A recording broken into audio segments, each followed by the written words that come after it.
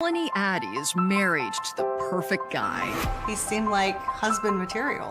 Just a total package, you know? Molly Watson has found a good catch, too. She finally found her Prince Charming. I was numb, I was in shock. That's my husband. The date has been saved and the invitation sent. I knew something not right about this guy. He's the ultimate con man. What's important to him is having power and having control. Until the groom gets cold feet. He said she was driving him crazy. He knew the walls were closing in and had to do something. I woke up and I smelled gas. 911, what's your emergency? There's a woman laid on the ground in front of a car.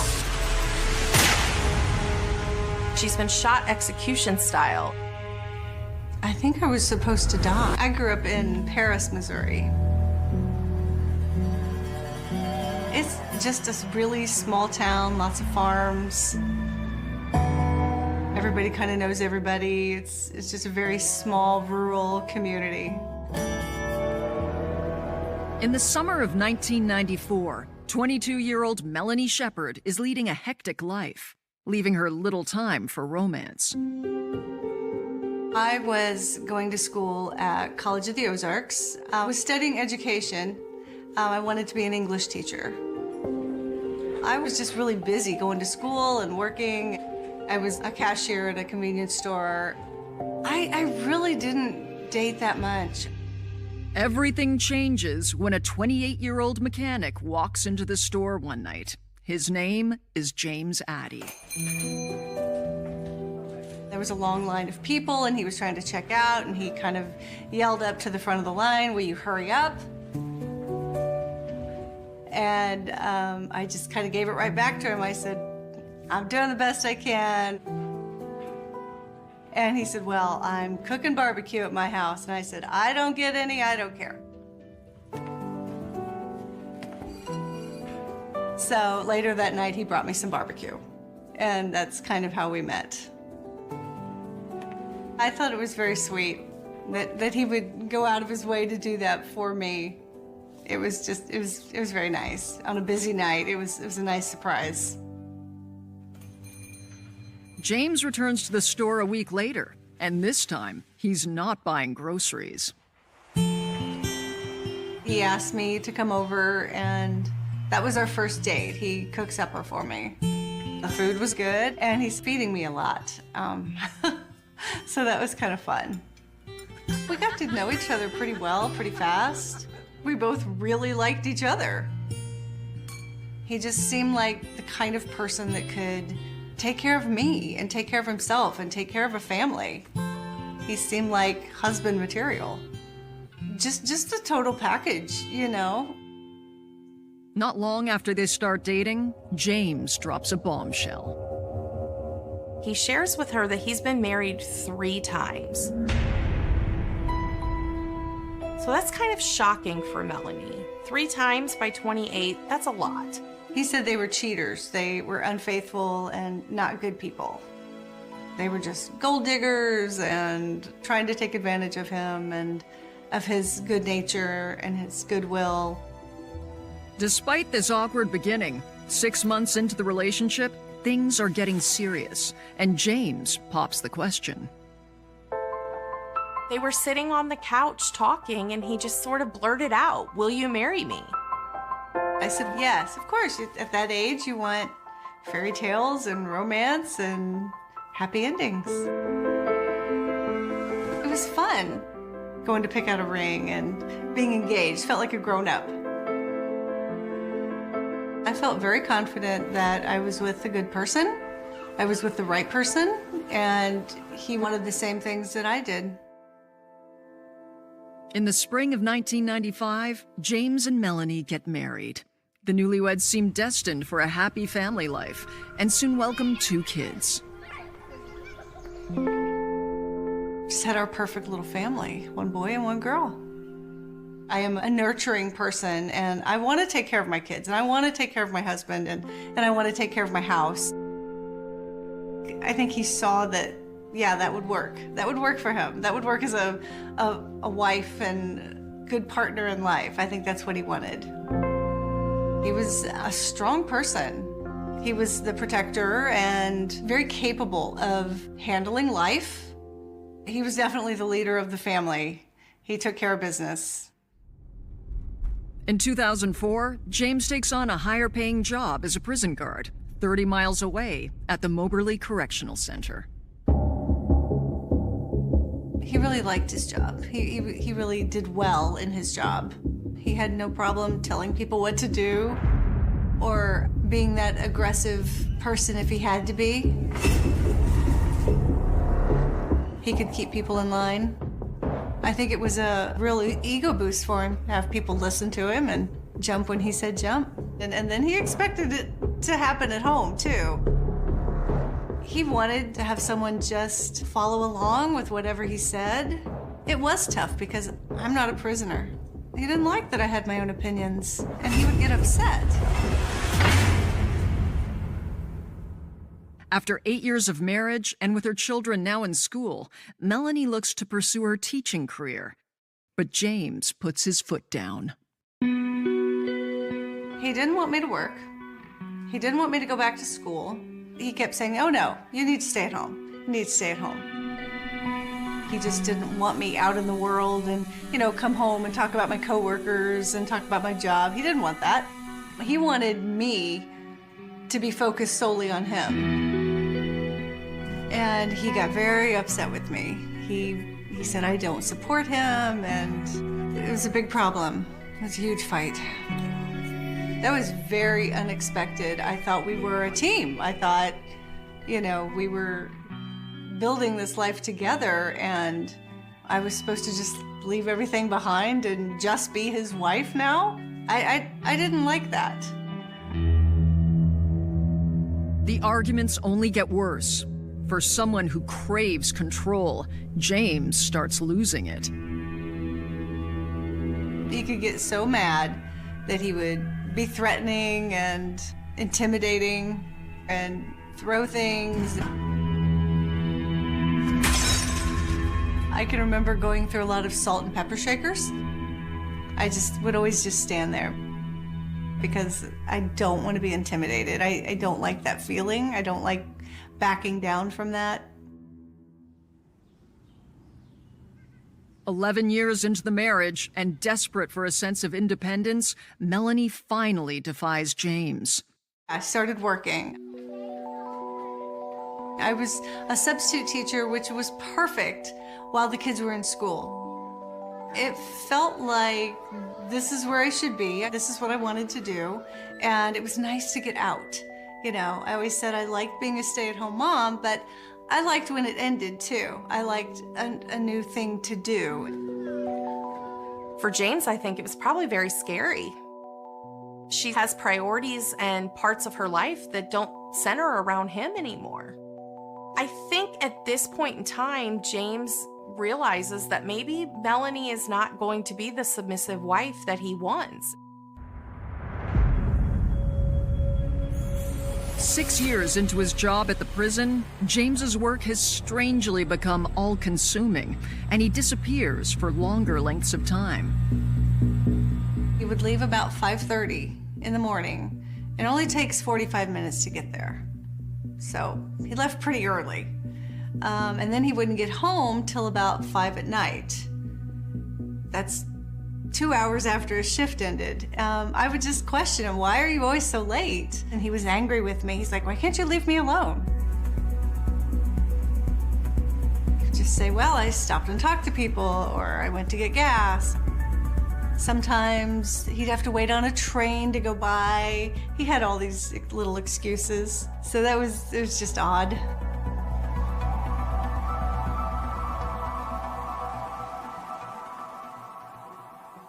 There's a reason James is spending longer hours away from home, and it has nothing to do with work.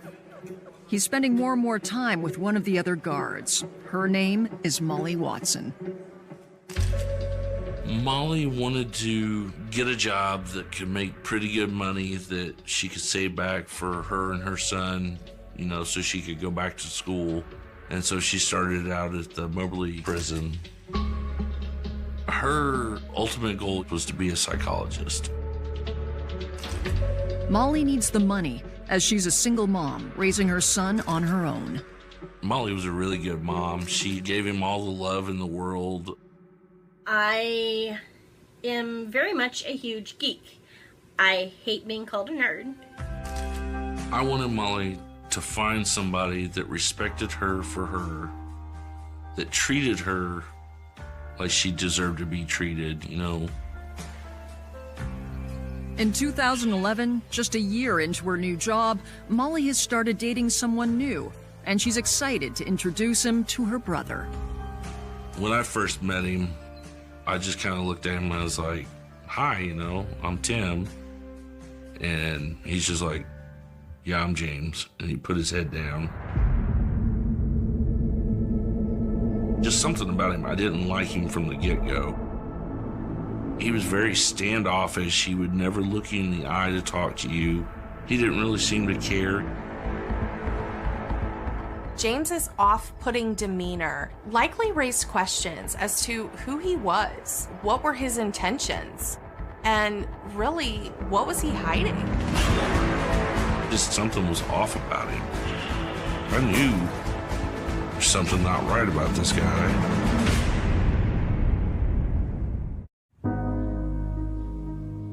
In 2011, Melanie and James Addy have been married for 16 years.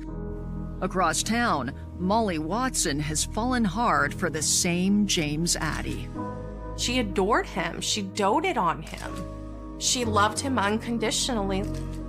She made James her #1 priority, and that's what James was looking for. He wanted somebody who put him first, always. Molly's family is less than impressed with this new man in her life, who's 16 years her senior. Molly told me he was in the process of getting a divorce, you know, for 6 years, that he had like 2 kids. He says that he's trying to be there for his kids and do what's best for them, so he's still living with his estranged wife. I thought that was weird, you know. I've been divorced and I wouldn't live with my ex-wife. James visits Molly almost every day after work at her parents' house. They spend all their time together in her bedroom. Molly is living at home with her parents. She's very close with her family. He's not making any attempts to really build a relationship with them. And so it just seems like there's secrets and there's something that's just not right. He would try to keep her away from everybody. James would try to separate Molly from her son. You could always tell that he did not want Molly's son in their life at all. My dad didn't like him. My mom flat out told me, you know, I don't like the guy. And it killed me to watch my sister keep dating him because, you know, I knew she could do better. Molly is so enamored with James, she brushes her family's concerns aside. She was in love.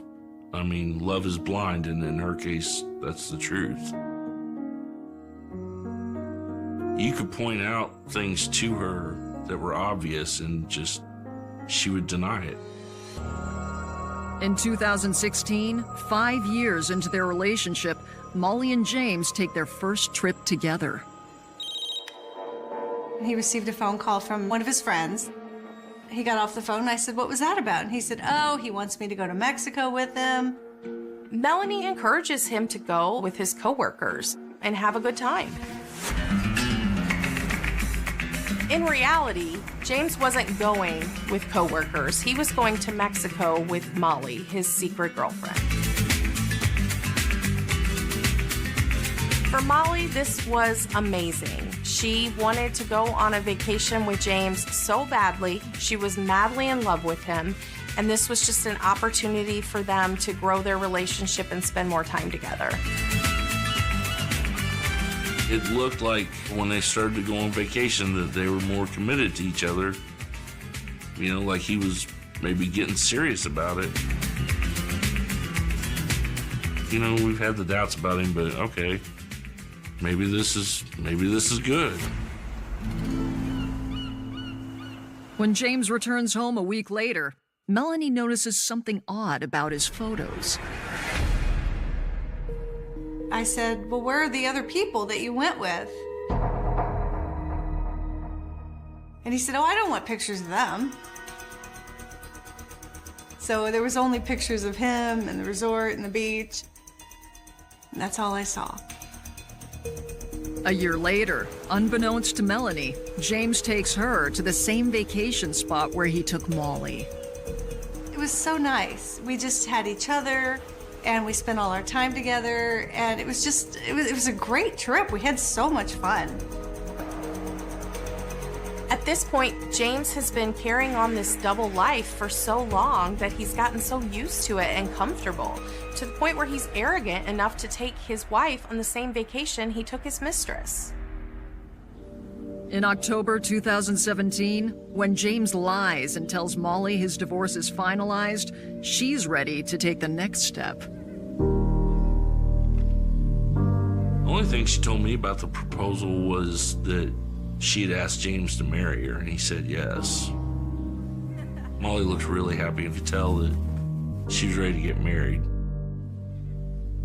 Now he's got to figure out what he's going to do because he still has a wife. Molly quickly busies herself prepping for her dream wedding. She picks April 29th, 2018 as the date, and she's planning to hold it at the Stony Creek Hotel, where Samantha Cohen is their wedding planner. She had a smile on her face the entire time we would meet. She just had, this look in her eye of like, this is my day, I'm so excited, let's make this happen. She wanted to be the princess for the day. Every girl imagines their wedding day and wanting to be the bride or the princess walking down the aisle. That's what she wanted. Find Prince Charming, settle down happily ever after. But I thought, what's she thinking, She don't want to marry this guy. Nothing good can come of it. During the Christmas holidays, just a few months before the wedding is to take place, James shares some devastating news with Molly. He tells Molly that his ex-wife Melanie has been in a terrible car accident. She's actually on life support. And he needs to be there for his children and to help them with the care of their mother.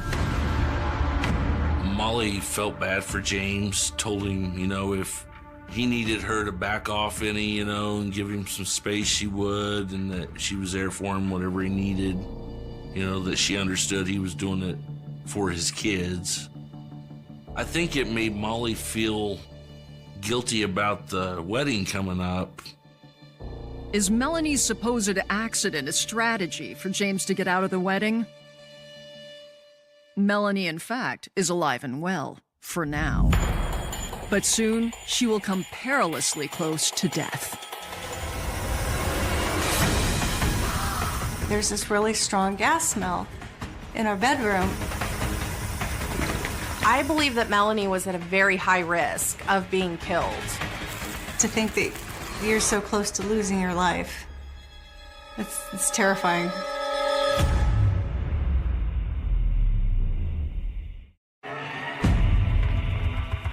It was late at night, midnight, 1 o'clock. I woke up and I smelled gas. It was very, very strong in the bedroom. I thought, well, this is not dissipating, this is not normal. And Jim wasn't there. He wasn't in our bed, he wasn't in the bathroom. So I got up and I went to find Jim to tell him that there's this really strong gas smell. She goes downstairs and she finds that all the windows and doors are closed. Jim wasn't anywhere in the house. And I thought, this could be serious. This particular night, he was outside on the deck, smoking a cigarette. It was unusual for him to be outside smoking. He would usually just smoke in the dining room at the window. So I told him, I said, really strong gas smell, I don't know what it is. He said, okay, well, you stay out here. And he went back in the bedroom and opened the windows and just said, I don't know, it's probably some farm equipment. outside. But it's a little suspicious because the windows are closed, and when she goes outside, she doesn't have this overpowering odor anymore.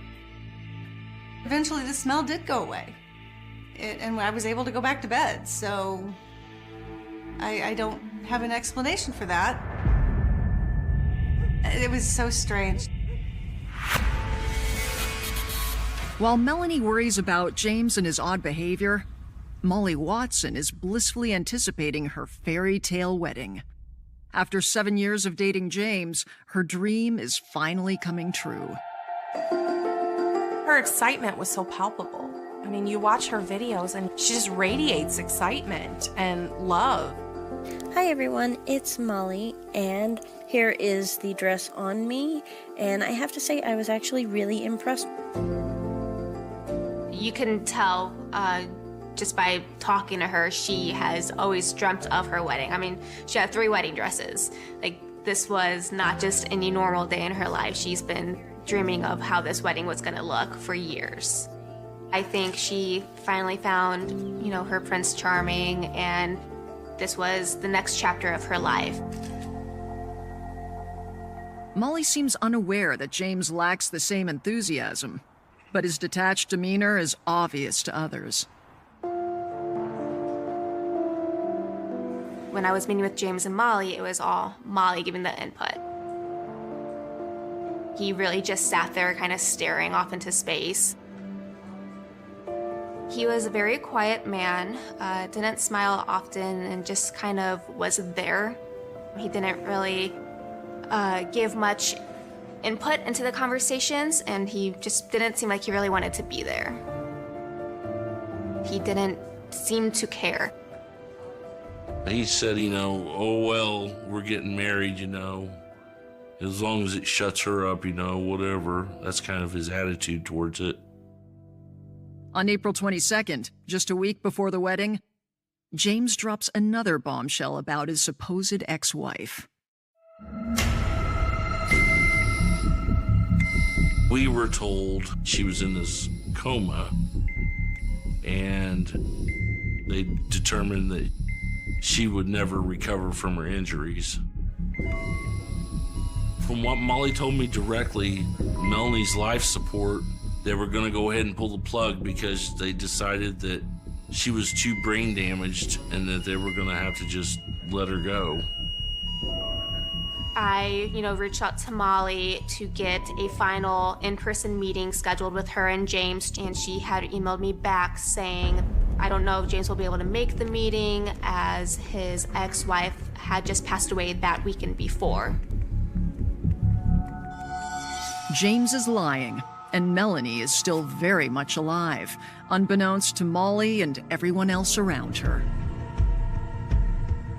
I think James wanted so badly to get out of this predicament he had created that he was hoping by creating this tragic situation and backstory that maybe Molly would come to the conclusion to cancel the wedding, and that would sort of be his get out of jail free card.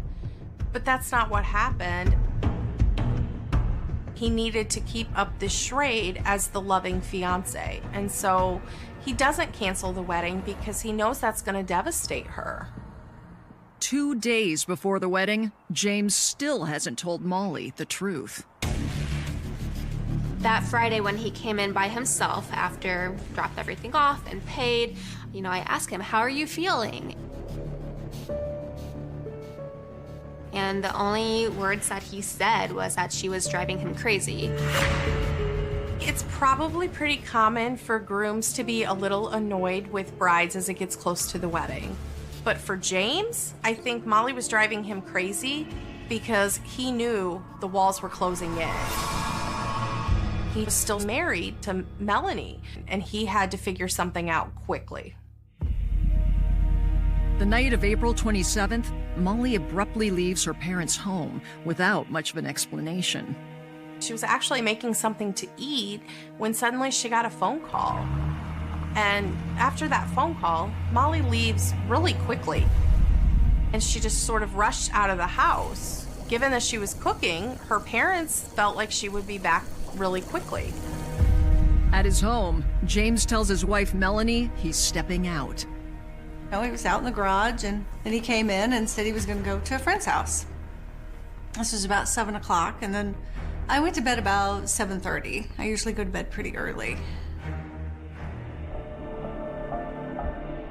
Later that night, a driver on a deserted road notices something unusual.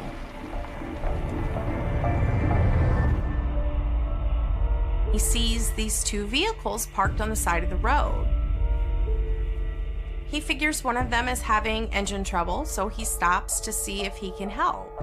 An older man tells him that everything's fine, he can go. And so he proceeds on his way. On his way back, he passes the same spot, only this time there's only one vehicle.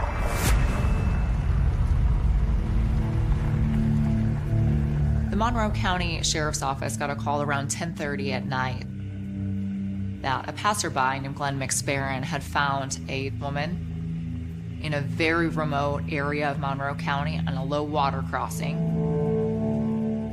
He told police that there was a woman who was laying in front of a car on this dusty, dirty country road. Her eyes were open. She did not appear alive to him.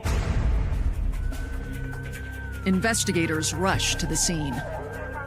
Police quickly identify the cause of death as a gunshot wound to the head.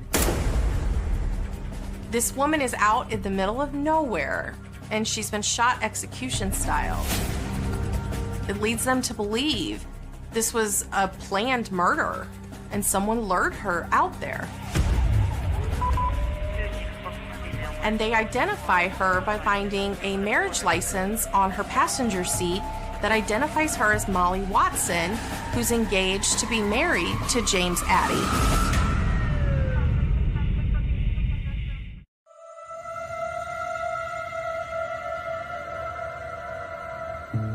In the early hours of April 28th, just one day before Tim Watson's sister is to be married, he gets a call from his dad. As soon as I saw what time it was, I knew it was something serious. He said, "Timmy, the highway patrol just left our house. They found Molly dead on this dirt road." And immediately I was in shock.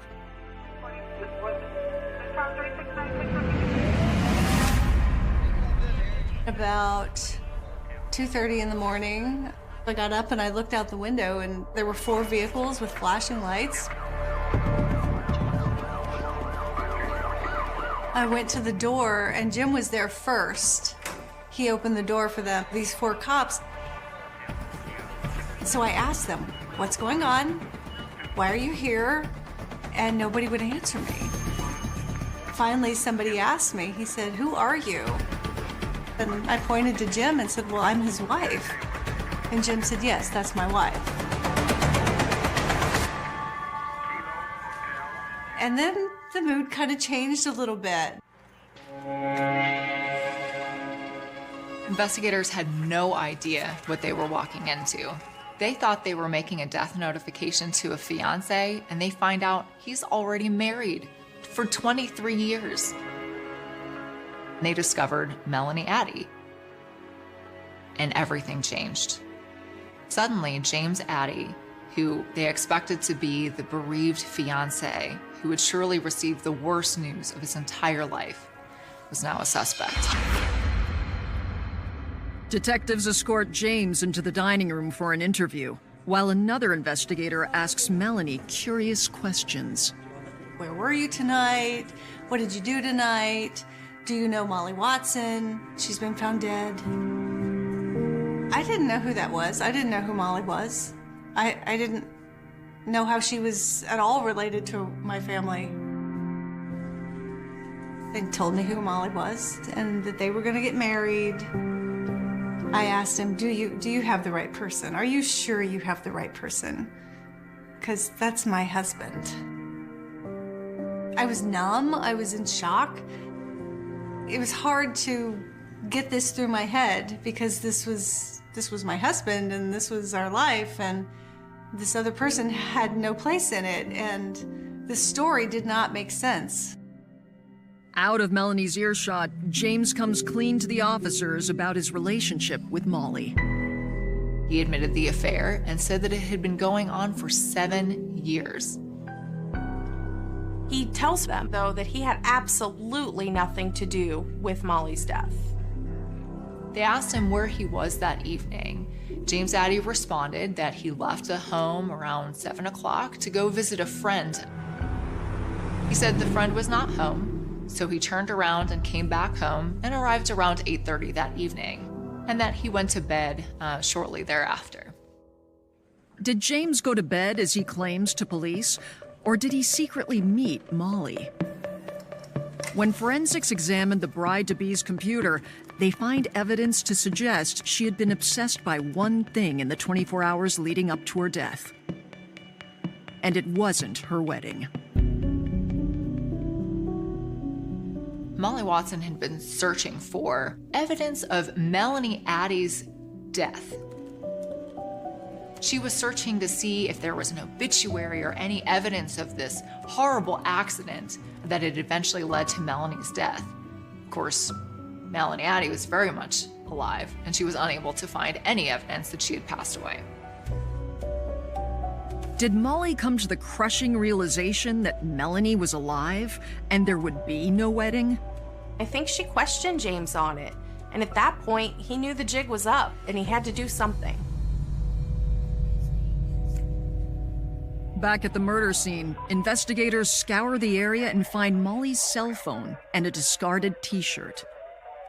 Police also go through Molly's phone records and are able to piece together her last known movements. The last phone call she ever made was 22 minutes long. 22 minutes, which is the exact amount of time it took Molly Watson to drive from her home to her death. The entire time she was on the phone with James Addy. I think somehow he convinced her to meet up with him so they could talk about it, and he got her out in the middle of nowhere and took her life. Police looked at the victimology of Molly Watson. Who did she know? Who in her life might want her dead? And they determined that only one person, James Addy, had the motive, means, and opportunity to take Molly's life. James Addy is arrested and taken into custody. The next day, Melanie starts looking for evidence of James's double life. I went out to the garage, which was kind of his domain. It was a lot of storage things that we kept up there, a lot of boxes. And I started looking a little closer at the boxes, and these were not my things. These were Molly's things. They had her name on the boxes. And that's when I found the photo album of them on vacation.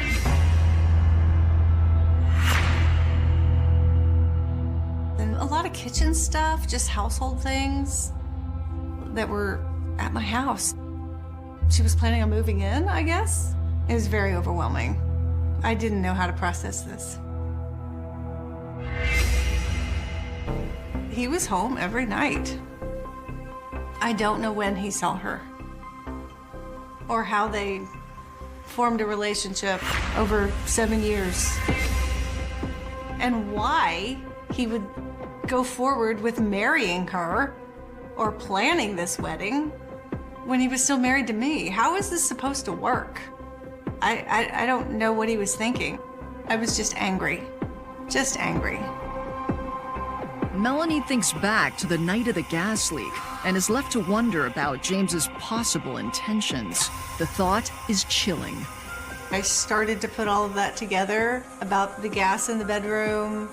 I think the idea was for me not to wake up. I think I was supposed to die. I think he was trying to get rid of one of us. Had James tried to kill Melanie but failed, so he chose Molly instead?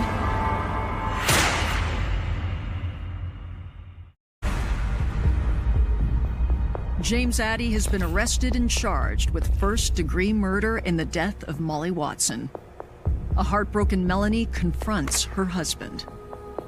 I went to the jail a few days after he was arrested and asked him, what the hell? What are you doing? This is our life. And he didn't have any answers.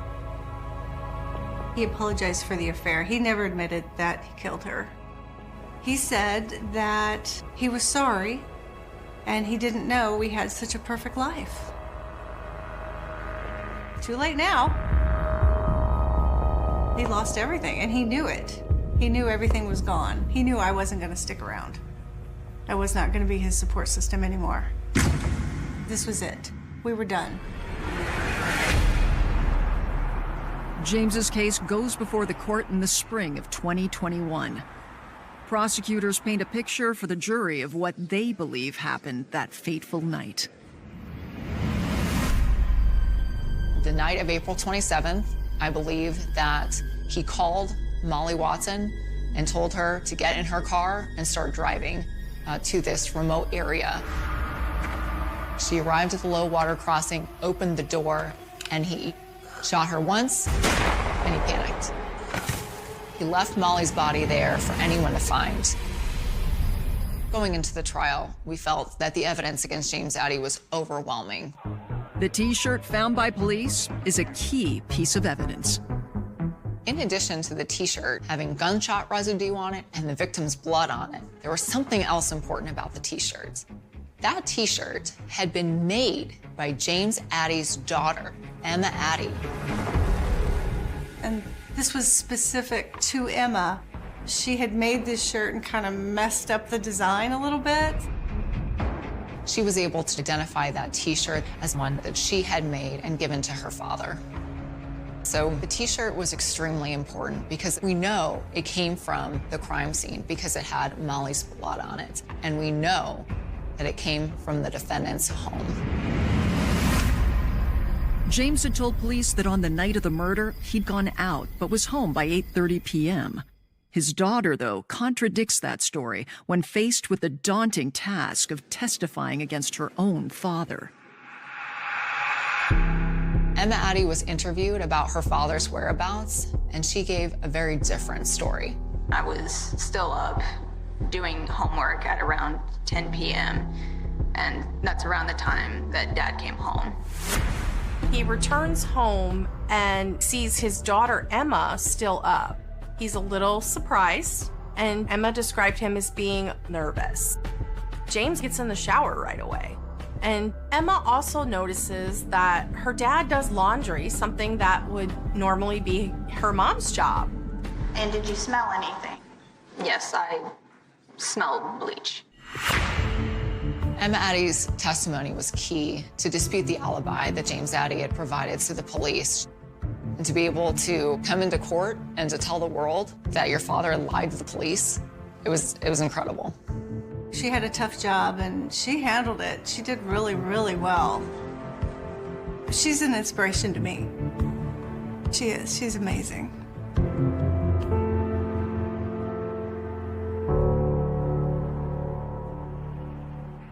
I just ask, plead with the jury to give this monster the max sentence possible.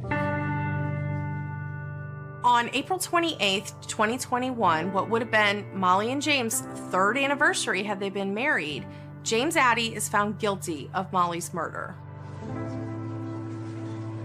I hereby sentence you to life imprisonment without the possibility of parole. I just wanted justice for Molly. That's all I cared about. You know, as long as I heard those words guilty come out of the judge's mouth, and thank God they did. He had the means, he had the motive. He didn't have a good alibi. He wasn't home that night. So it all kind of added up. He's absolutely responsible for this. James Addy is convicted, but it's still hard to comprehend his sickening actions.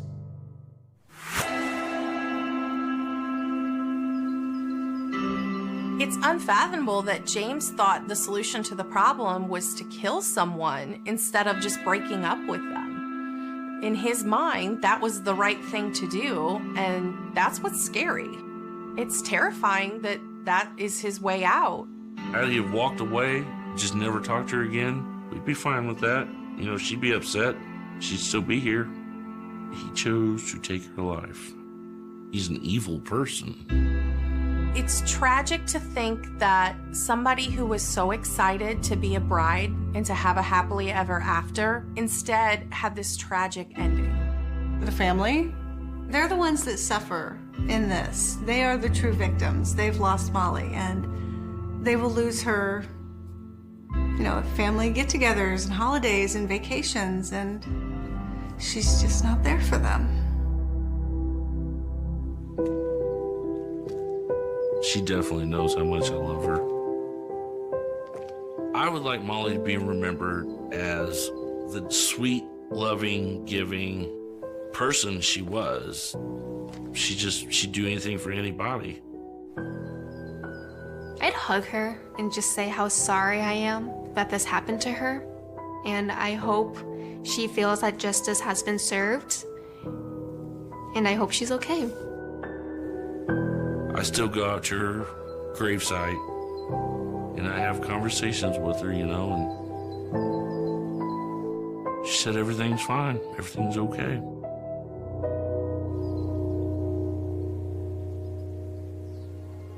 As for Melanie, she has found a semblance of peace in her life. It's good that it's finally over. I'm divorced and on my own, but I'm much happier on my own than I was married. I'm good all by myself, I really am. I'm just really lucky that I have a good job, a fun job, great coworkers. I have a good life. I'm happy. The blood sample was never supposed to survive. For 40 years, it sat forgotten inside an evidence room in Indiana. A small piece of cloth, a few dark stains, a piece of evidence that investigators once believed might hold the answer. But decades passed. The case went cold. The detectives retired. The witnesses disappeared. The family of the victim learned to live with a question that had no answer. Who took Sarah Whitmore away on a freezing night in 1984?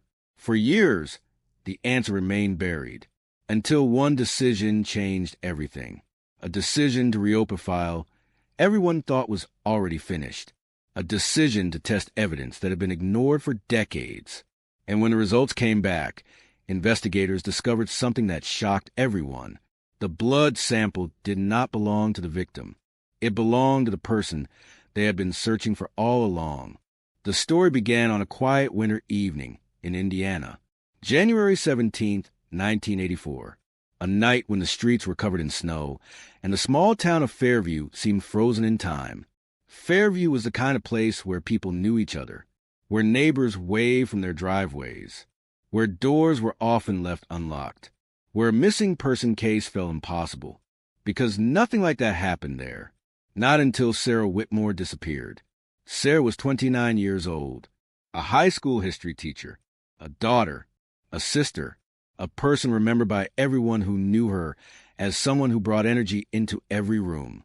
She was the teacher who stayed late to help struggling students, the person who organized community events, the person who always answered the phone when someone needed help.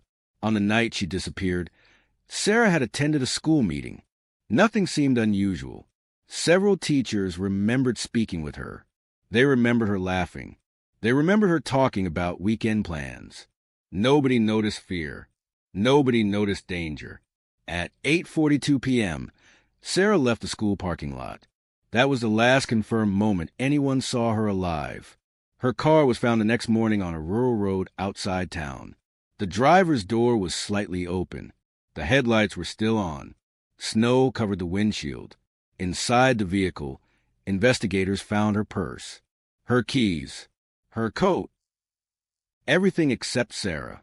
At first, police believed she had walked away voluntarily, a misunderstanding, a personal issue, a situation that would resolve itself. But then they found something that changed the direction of the investigation. A small blood stain on the passenger seat. It was barely visible. Almost missed. A detective at the scene noticed it while searching the vehicle. The sample was collected, photographed, logged into evidence. At the time, investigators believed it could become the key to finding the person responsible. But they had no idea how long they would have to wait. The first days of the investigation were intense. police search fields, forests, abandoned buildings. Volunteers from the community joined the search. Hundreds of people walked through freezing temperatures calling Sarah's name. Her family stood in front of cameras asking for information. They believed someone knew something. They believed someone had seen something. And they were right. But nobody came forward. The investigation quickly focused on Sarah's personal life. Detectives interviewed friends, co-workers, neighbors, anyone who had spoken with her before she vanished. They searched for arguments, threats, anything that could explain why someone would want Sarah gone. But the deeper they looked, the more confusing the case became. Sarah had no known enemies, no history of conflict, no obvious reason someone would target her. The case became a mystery without a clear beginning, and without a clear suspect. Then came the first major breakthrough. A witness reported seeing a vehicle near Sarah's abandoned car, a dark-colored pickup truck parked on the side of the road. The witness remembered seeing a man standing nearby, but the description was vague. Tall, dark jacket, no clear face, no license plate, just another unanswered question. Investigators followed hundreds of leads. Most led nowhere. The pickup truck was never identified. The man was never found. And slowly, the urgency began to fade. Months passed, then years. The evidence remained stored away. The blood sample remained untouched. Technology changed. Police departments changed. The people who originally investigated the case grew older. Some retired. Some passed away. Sarah's disappearance became one of those cases people mentioned quietly. A tragedy from another time. A mystery that seemed impossible to solve. But Sarah's family never stopped believing. They kept photographs. They kept newspaper articles. They kept every piece of information connected to the investigation. They waited, because for them, the case was never cold. It was simply unfinished. Decades later, a new generation of detectives opened Sarah Whitmore's file.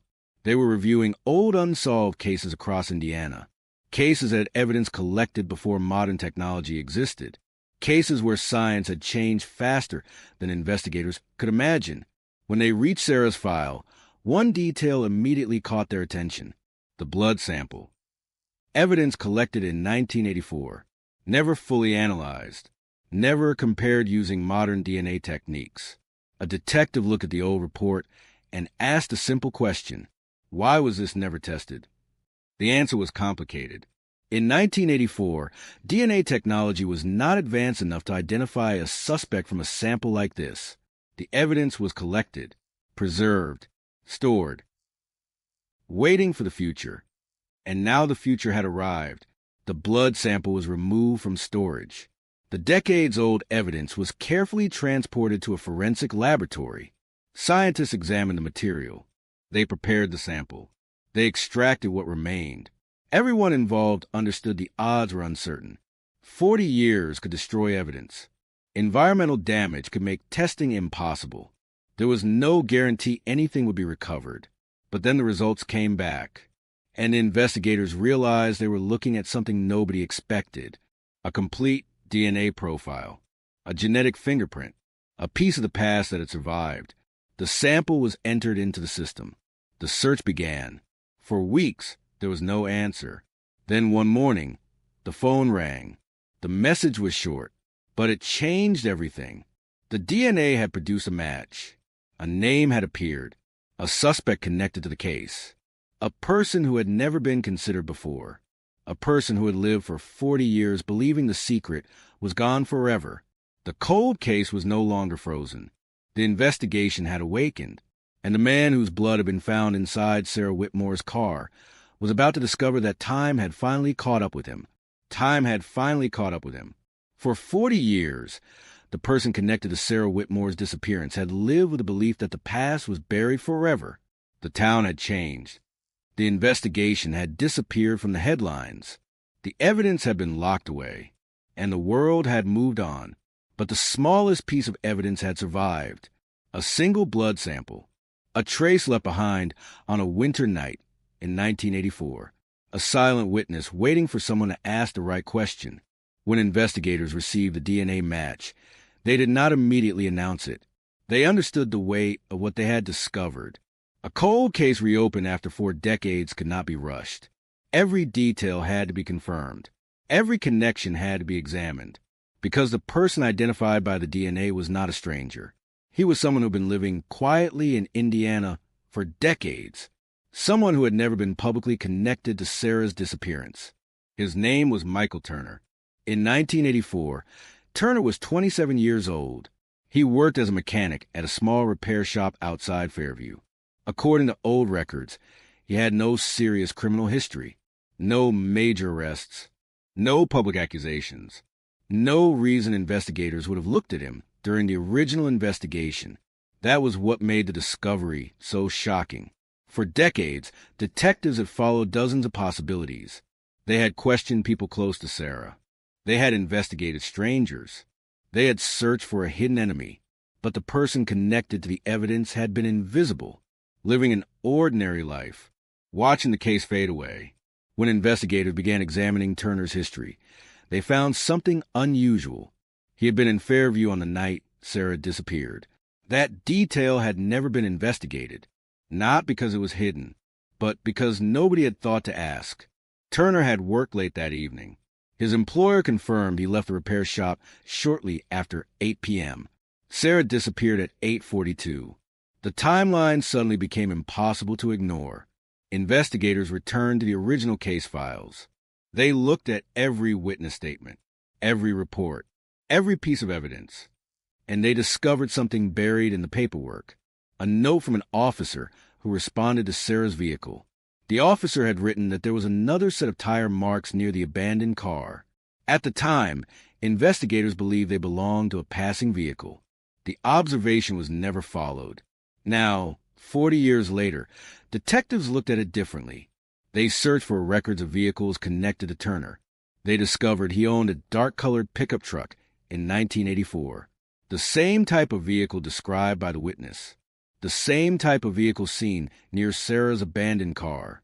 A forgotten detail suddenly became a major piece of evidence. The investigators knew they needed more.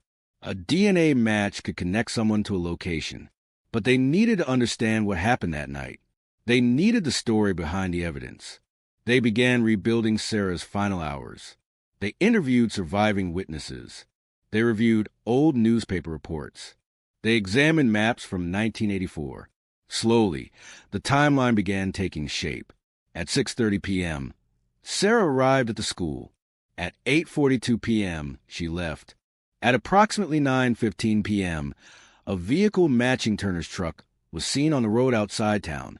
At 9:40 p.m., a nearby resident heard what sounded like an argument. At the time, nobody connected these events. 40 years later, investigators saw a pattern. The past had not changed. Only the ability to understand it had changed. The most emotional moment came when detectives met Sarah's family. They had waited decades for this moment. They had imagined answers. They had imagined justice. But nothing prepared them for hearing that the case might finally be solved. Sarah's younger brother, David, had spent most of his adult life keeping her memory alive. He had kept her photograph on his desk. He had attended every major update. He had answered every call from investigators. When detectives told him about the DNA match, he sat silently for several minutes.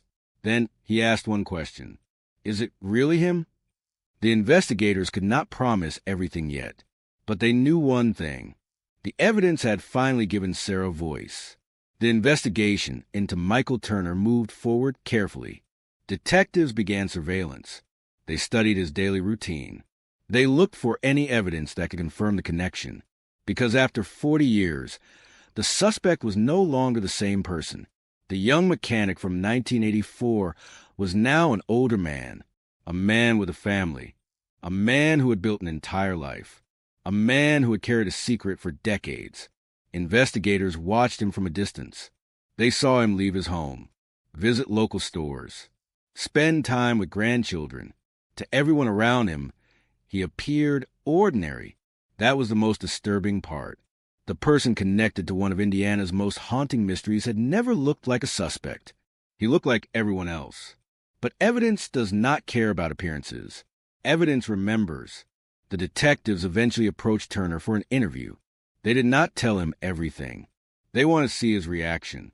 At first, Turner seemed confused. He asked why investigators wanted to discuss a case from 40 years earlier. Then they mentioned Sarah Whitmore's name. The room changed. His expression shifted. Only for a moment. But investigators noticed. They asked where he was on January 17, 1984. Turner answered quickly, almost too quickly. He said he could not remember. After 40 years, that was understandable. But then detectives asked about his truck, his old workplace, the road outside Fairview. And finally, they asked about the blood evidence. Turner stopped speaking. For several seconds, nobody moved. Then he asked one question. How did you find that? The investigators already knew. The evidence had found him. The interview ended. But the investigation had entered a new phase, because now detectives knew something more important than a DNA match. They knew Michael Turner was afraid. And fear often reveals what people spend decades trying to hide. Fear often reveals what people spend decades trying to hide. After the first interview with Michael Turner, investigators returned to the evidence room. They replayed every moment, every pause, every change in his voice, every second where his confidence disappeared. Because after 40 years, the case was no longer about finding a person connected to the evidence. It was about understanding why that evidence existed. The DNA had answered one question: who left the blood behind? But another question remained. What happened to Sarah Whitmore on that freezing night in 1984? The detectives knew the answer was hidden somewhere between the evidence and the silence that followed. They began examining Michael Turner's life in 1984 with a level of detail that the original investigation never had.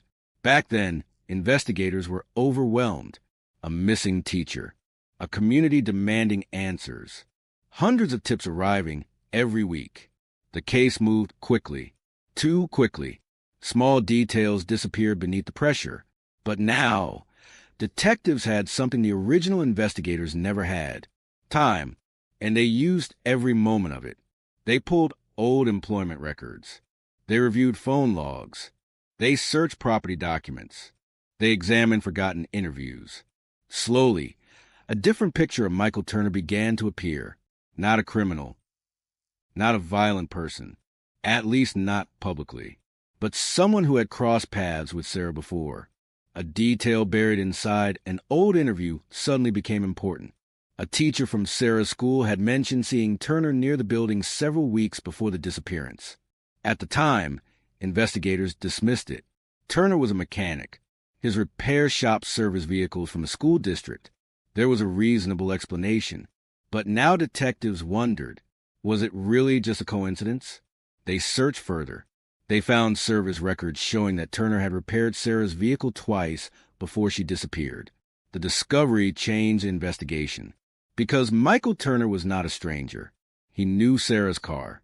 He knew where she worked. He knew her routine. A connection that had been invisible for decades suddenly became impossible to ignore. Investigators returned to the witness who had seen the dark pickup truck near Sarah's abandoned vehicle. The witness was now elderly. His memory had faded. But when detectives showed him photographs of vehicles from 1984, he pointed to one, a dark pickup truck, similar to Turner's. He could not identify the driver. He could not provide a name. But he remembered one detail. The truck had a damaged rear light. Detectives checked old vehicle records. Michael Turner's truck had a repair history, a rear light replacement. January 1984, the same month Sarah disappeared. Another coincidence, another forgotten piece, another piece of a puzzle that had waited 40 years. The investigation team realized something disturbing. The original detectives had not failed because they ignored the case. They failed because the evidence had been ahead of the technology. The clues existed, but they could not connect them. Until now, the detectives prepared to search Turner's property. The warrant was based on the DNA evidence, the vehicle connection, and the reconstructed timeline. When officers arrived at his home, the neighborhood watched in confusion. Many residents knew Turner. He had lived there for decades. He was considered quiet, helpful, a familiar face. Nobody expected to see police outside his house. Nobody expected the reason. Inside the property, investigators searched every room, every storage area, every box. They were looking for anything connected to 1984, anything that could explain what happened. At first, they found nothing unusual. Old tools, family photographs, personal belongings, the kind of things found in any home. Then, in a locked cabinet in the garage, investigators discovered something unexpected, an old notebook. The pages were yellowed. The cover was damaged. Inside were handwritten notes from 1984. Most were ordinary. Work schedules, repair appointments, names of customers. But one page caught investigators' attention. A date, January 17th, 1984. And beneath it a short entry, only 4 words. She knows too much. The room became silent because those words changed the entire investigation. Detectives photographed the page, collected the notebook, and began analyzing every mark. Who was she? Why was the sentence written? Was it about Sarah or someone else? The discovery created more questions than answers, but it proved something important. Michael Turner had not forgotten that night. He had written about it. The investigators continued searching. Hidden behind a shelf, they found another item, a newspaper clipping. The headline was from 1984. Local teacher missing. Search continues. The article was folded carefully, preserved, kept for decades. The detectives looked at each other because this was not something someone accidentally kept. This was something someone chose to keep. The case had now moved beyond suspicion. The evidence was creating a story of a man who had spent 40 years living with reminders of what happened. The investigators contacted prosecutors. They began preparing for the possibility of an arrest.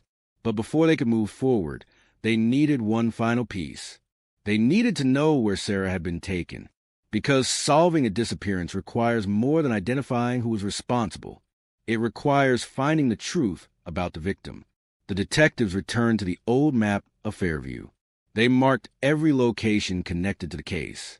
The school, the road, the abandoned vehicle, Turner's workplace. And then they noticed something, a location that appeared nowhere in the original investigation, a place connected to Michael Turner's past, an abandoned property outside town, a place he owned briefly in 1984, a place that had been sold only months after Sarah disappeared.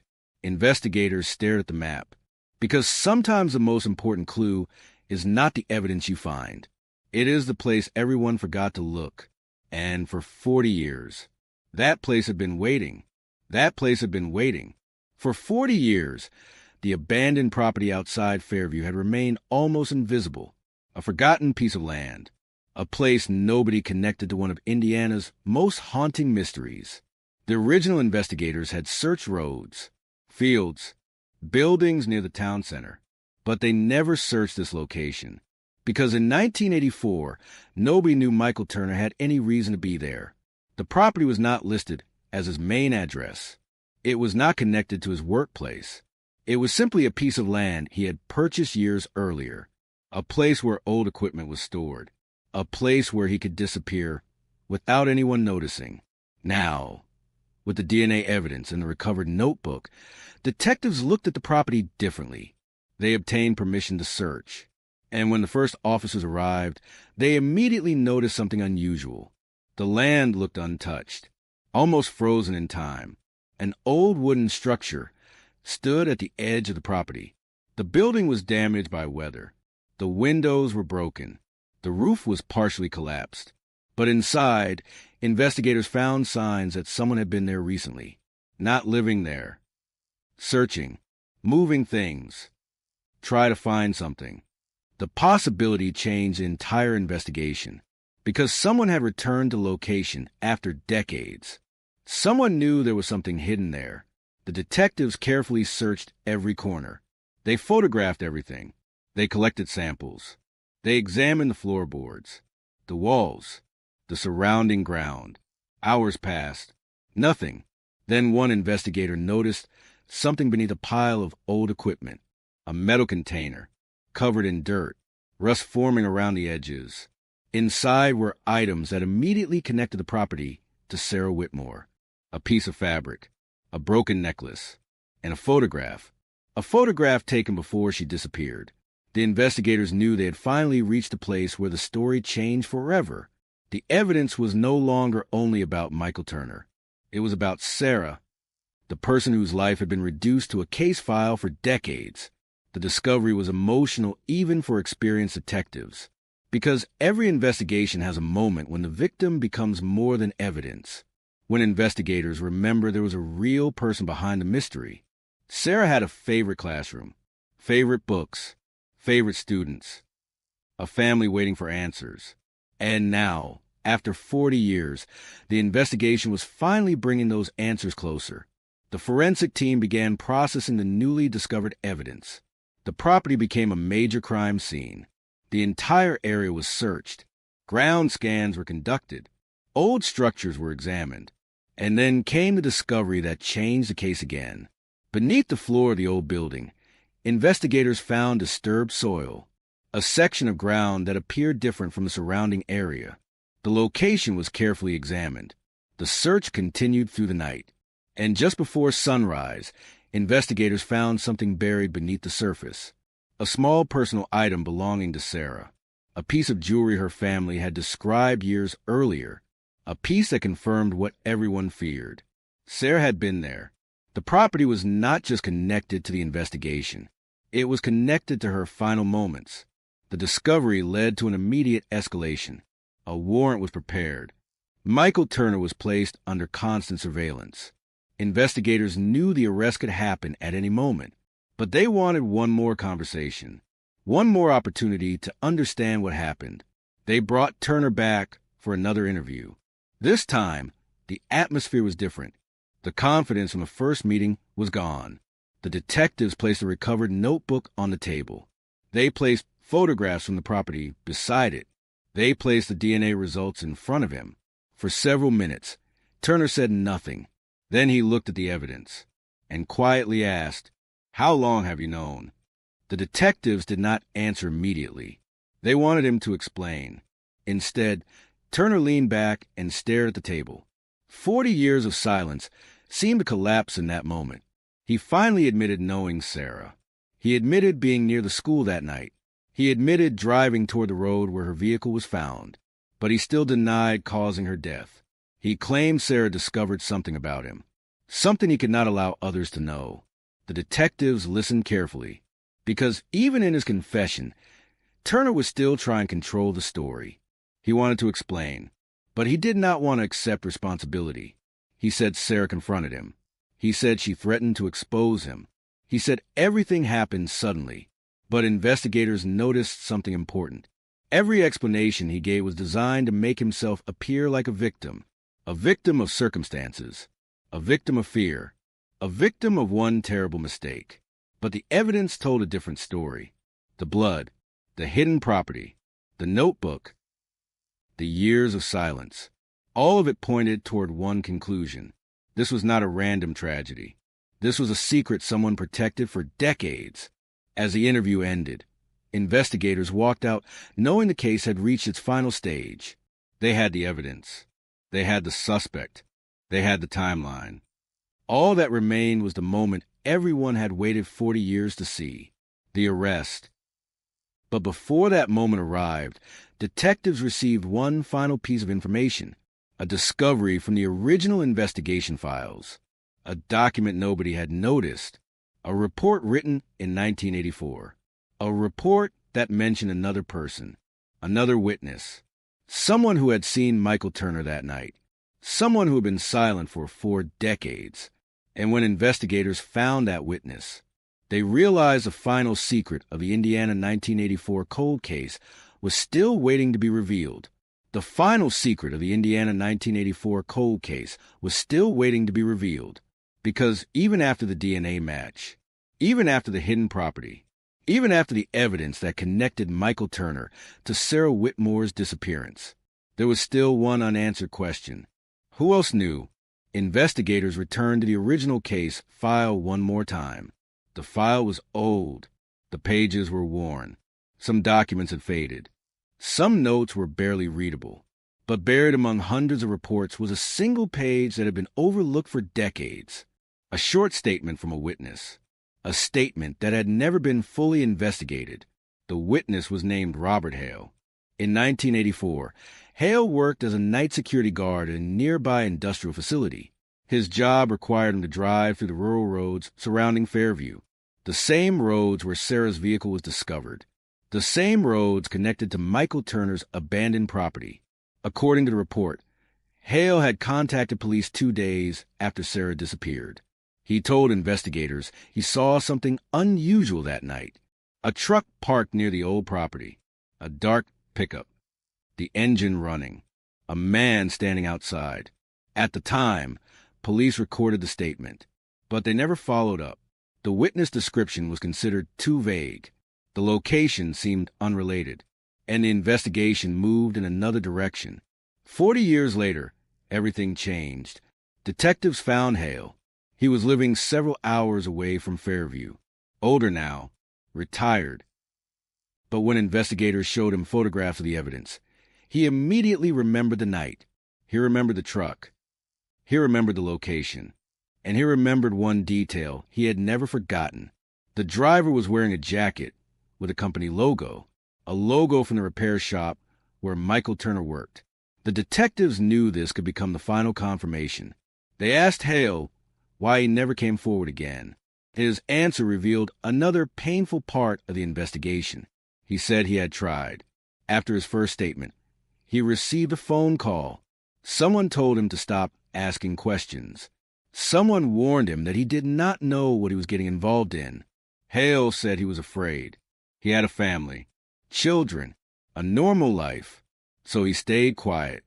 For 40 years, the investigators left the interview room, knowing they had discovered something bigger than a forgotten witness. They had discovered how the case remained unsolved. Fear. Silence.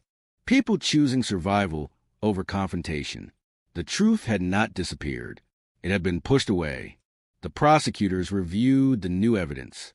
The DNA, the notebook, the property discoveries, the witness statement, the timeline. Everything connected. The arrest warrant was approved. The date was set. Michael Turner would finally face the consequences of what investigators believed happened in 1984. But before officers arrived at his home, detectives made one final visit. They went to Sarah Whitmore's family. They wanted them to hear the news directly, not from television, not from reporters, from the people who had spent years searching for answers. When David Whitmore opened the door and saw the detectives standing outside, he immediately understood. After 40 years, he had learned to recognize the look on an investigator's face. This time it was different. This time there was certainty. The detectives told him they were ready to make an arrest. David closed his eyes. For a moment, he looked like someone who had been carrying a heavy weight for decades. Then he whispered, "She finally has a voice." Those words stayed with everyone in the room, because that was exactly what the investigation had become. A search for Sarah's voice. A search through forgotten evidence, through damaged records, through years of silence. The morning of the arrest arrived quietly. There were no cameras waiting, no crowds, no warning. Just investigators approaching a house where Michael Turner had lived for decades. A place where neighbors believed they knew him. A place where nobody expected the past to return. When officers knocked on the door, Turner opened it. For several seconds, nobody spoke. Then the investigators identified themselves. They told him why they were there. Turner looked down. Not surprised. Not angry. Almost tired. As if he had been waiting for this moment. The arrest happened without resistance. But as officers placed him in handcuffs, one detective noticed something. Turner looked back at the house. Not at his family. Not at the neighbors. At a small storage room near the garage. The place where investigators believed he had kept reminders of the past. The place where decades of silence had finally ended. The news spread quickly through Fairview. A case that had haunted the community for generations was finally moving toward justice. People gathered outside the courthouse. Some were shocked. Some were relieved. Some struggled to understand how someone could hide such a secret for so long. The headline appeared everywhere. Indiana 1984 cold case cracked. Decades-old blood sample identifies suspect. A case that began with a missing teacher. A case that survived 40 years. A case solved by evidence everyone thought was too old to matter. But the investigation was not finished, because now came the hardest part. The trial. The moment when the evidence would be examined. The moment when Sarah's family would finally hear the full story. And the moment when Michael Turner would have to answer one question he had avoided for 4 decades. What really happened on that cold Indiana night in 1984? What really happened on that cold Indiana night in 1984? That question became the center of everything. After 40 years of waiting, the courtroom became the place where every forgotten detail would finally be examined. The blood sample, the notebook, the hidden property, the witness who stayed silent, the evidence that had survived longer than anyone expected. For Sarah Whitmore's family, the trial was not about revenge. It was about truth. They had spent decades living with uncertainty, decades imagining possibilities, decades wondering if the person responsible was still somewhere nearby. Now, they finally had a chance to hear what happened. The courtroom was filled on the first day of proceedings. Reporters arrived from across Indiana. People who remembered the original disappearance watched closely. Many had followed the case since 1984. They remembered the search parties, the missing posters, the fear that spread through the community. And now, 40 years later, they were watching the final chapter unfold. The prosecution began by presenting the evidence that changed everything. The DNA. A single blood sample collected from Sarah's vehicle. A sample that had waited for science to catch up. The forensic expert explained how the testing worked, how the genetic profile was created, how it matched Michael Turner. The courtroom became silent as a result was displayed. A piece of evidence from the past connecting directly to present. The defense argued that the DNA alone did not prove what happened. They claimed the sample could have been left there during one of Turner's previous repairs on Sarah's vehicle, a possibility investigators had already considered. But the prosecution had more. They presented the timeline, the vehicle connection, the abandoned property, the notebook, the witness testimony. Piece by piece, they rebuilt the night Sarah disappeared. The jury listened as the story of January 17, 1984, returned, a night that had remained frozen for 40 years.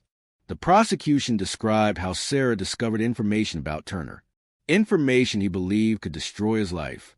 They explained that Sarah's investigation into suspicious activity led her closer to a secret she was never supposed to uncover. And when she confronted Turner, the situation turned deadly. The defense continued to challenge the evidence. They argued that time had damaged memories, that witnesses could be mistaken, that old evidence could be misunderstood. But the prosecution returned to one fact again and again.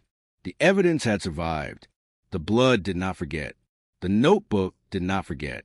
The property did not forget. And neither did the people who continued searching. One of the most emotional moments came when Sarah's brother, David, took the stand. He was older now. His voice was quieter, but his memories were clear. He talked about his sister, not as a victim, as a person. He described her kindness, her humor, her dedication to her students.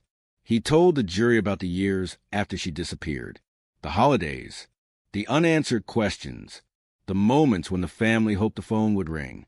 Then he looked toward Turner and said, "We never stopped looking for her." The courtroom remained silent because everyone understood this was not only a trial about a crime, it was about time, about a family that had waited 40 years for a moment of truth. The witness, Robert Hale, also testified. His testimony became one of the most important parts of the trial. He described the night he saw the truck near the abandoned property. He described the fear that kept him silent. He explained the warning call that made him believe he should stop talking. The defense questioned his memory. They questioned why he waited so long, but Hale answered simply, "Because I was scared." Those words changed the atmosphere in the courtroom, because suddenly the silence surrounding the case had an explanation. People were not silent because they did not care. They were silent because they were afraid.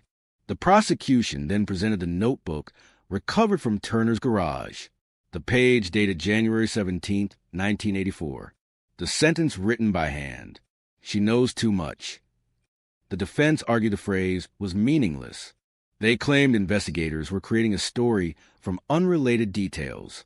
But the prosecution asked the jury one question. If the words meant nothing, why did Michael Turner keep the notebook for 40 years? That question stayed in the courtroom, because sometimes the most powerful evidence is not what someone says. It is what they choose to keep.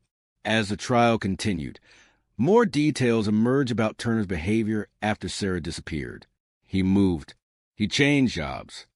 He avoided discussions about the case. He never contacted investigators. He never joined the searches. He never publicly expressed concern. For 40 years, he lived with the knowledge that one day the evidence might return, and eventually it did. The closing arguments arrived weeks later. The prosecution described Sarah as someone whose voice had been taken away, but they told the jury that the evidence gave it back. The defense argued there were still unanswered questions. They asked the jury not to convict based on emotion. The jury listened. They reviewed the evidence. They considered every piece. Then they left the courtroom. For Sarah's family, the waiting continued, but this time it was different. For the first time in 40 years, they were waiting for justice, not answers, not clues, not another investigation. Justice. And after several hours of deliberation, the jury returned. The courtroom became completely silent. Everyone stood. The judge asked the jury for the verdict. The foreperson looked down at the paper, then looked up, and spoke the words that ended a 40-year mystery. Guilty. Sarah Whitmore's family closed their eyes. Some cried. Some held each other, because after 4 decades, the case was finally over. But the story of the Indiana 1984 cold case would continue, because it was never only about the person responsible. It was about the evidence that waited, the family that never gave up, and the truth that survived when everyone thought it was gone. The truth that survived when everyone thought it was gone. That was a legacy of the Indiana 1984 cold case. A case that began with confusion. A case that spent decades buried beneath unanswered questions. A case that returned because one forgotten piece of evidence refused to disappear. The verdict brought justice. But for the people who lived through the investigation, the meaning of the case went far beyond the courtroom. Because Sarah Whitmore was never just a headline. She was never just the subject of an old investigation. She was a person whose life mattered. A person whose story waited 40 years to be completed. After the trial ended, investigators returned the original evidence to storage. But this time, it was not placed away and forgotten. Every item was carefully preserved. The blood sample, the notebook, the photographs, the recovered belongings, the evidence that carried a story across generations. The detectives who worked on the case said the same thing repeatedly. The technology solved the case. But technology alone was not enough. The case was solved because someone cared enough to look again, because someone opened an old file, because someone asked why, because someone believed that an old mystery was still worth solving. That became the message shared with future investigators. Never assume a cold case is finished. Never assume the answer is gone. Never assume time has erased the truth, because sometimes time does the opposite. Sometimes time preserves what people tried to hide. The investigation also changed Sarah's family. For decades, they had carried uncertainty. They had lived between hope and acceptance. They never knew whether Sarah's story would have an ending. Now they had one. It was painful. It was not the ending they wanted, but it was the truth. And truth gave them something they had not had for 40 years. Peace. David Whitmore later visited Sarah's old classroom. The school had changed. The walls had been painted. The furniture was different. New generations of students walked through the hallways. But one thing remained. her memory. He stood near the doorway where Sarah had spent so many years helping others. And he said that was how he wanted people to remember her, not as a victim, as a teacher, as a sister, as someone who made a difference. The community of Fairview also changed after the case. People talked openly about the investigation. They discussed the mistakes, the missed opportunities, the importance of listening, because Sarah's disappearance had affected everyone. It had changed the way people viewed their own town, the place they once believed was impossible for something like this to happen. But years later, they understood something. Darkness does not always appear as something obvious. Sometimes it hides behind familiar faces. Sometimes it waits quietly in ordinary places. And sometimes the person holding the secret is someone nobody suspects. That was the hardest lesson of the case. The person responsible was not a stranger from outside the community. He was someone who had lived among them, someone who had watched the investigation, someone who knew the family was still waiting. The detectives involved in the case carried that reality with them, but they also carried something else, the knowledge that they had finally given Sarah her voice back. One investigator described the moment he first heard about the DNA match. He said the feeling was not excitement. It was disbelief, because after so many years of failure, the impossible had happened. The evidence they thought was lost had returned. The answer they thought they would never find had appeared. And that moment changed the way they looked at every unsolved case. A cold case is not an empty file. It is a story paused in time, waiting for someone to continue it. The Indiana 1984 investigation became a symbol across the country, a reminder of what modern forensic science could accomplish, but also a reminder of the human side of every investigation. Behind every sample, behind every photograph, behind every report, there is someone waiting, someone who deserves answers. Years after the verdict, a new detective reviewing the case asked an interesting question. What was the most important piece of evidence? Many expected the answer to be the DNA, the blood sample, the scientific breakthrough, but the detective answered differently. The most important piece of evidence was the fact that someone kept searching, because without that, the blood sample would have remained hidden. The notebook would have remained unread. The property would have remained forgotten. The truth would have stayed buried. The case was solved because evidence and determination finally met. Science provided the answer, but persistence found the evidence. And that was why Sarah Whitmore's story continued to be remembered, not because of the crime, not because of the suspect, but because, after 40 years of silence, someone finally listened. The winter night of 1984 had once represented a beginning, the beginning of a mystery, the beginning of decades of pain, the beginning of a search with no clear ending. But years later, that same story reached its conclusion.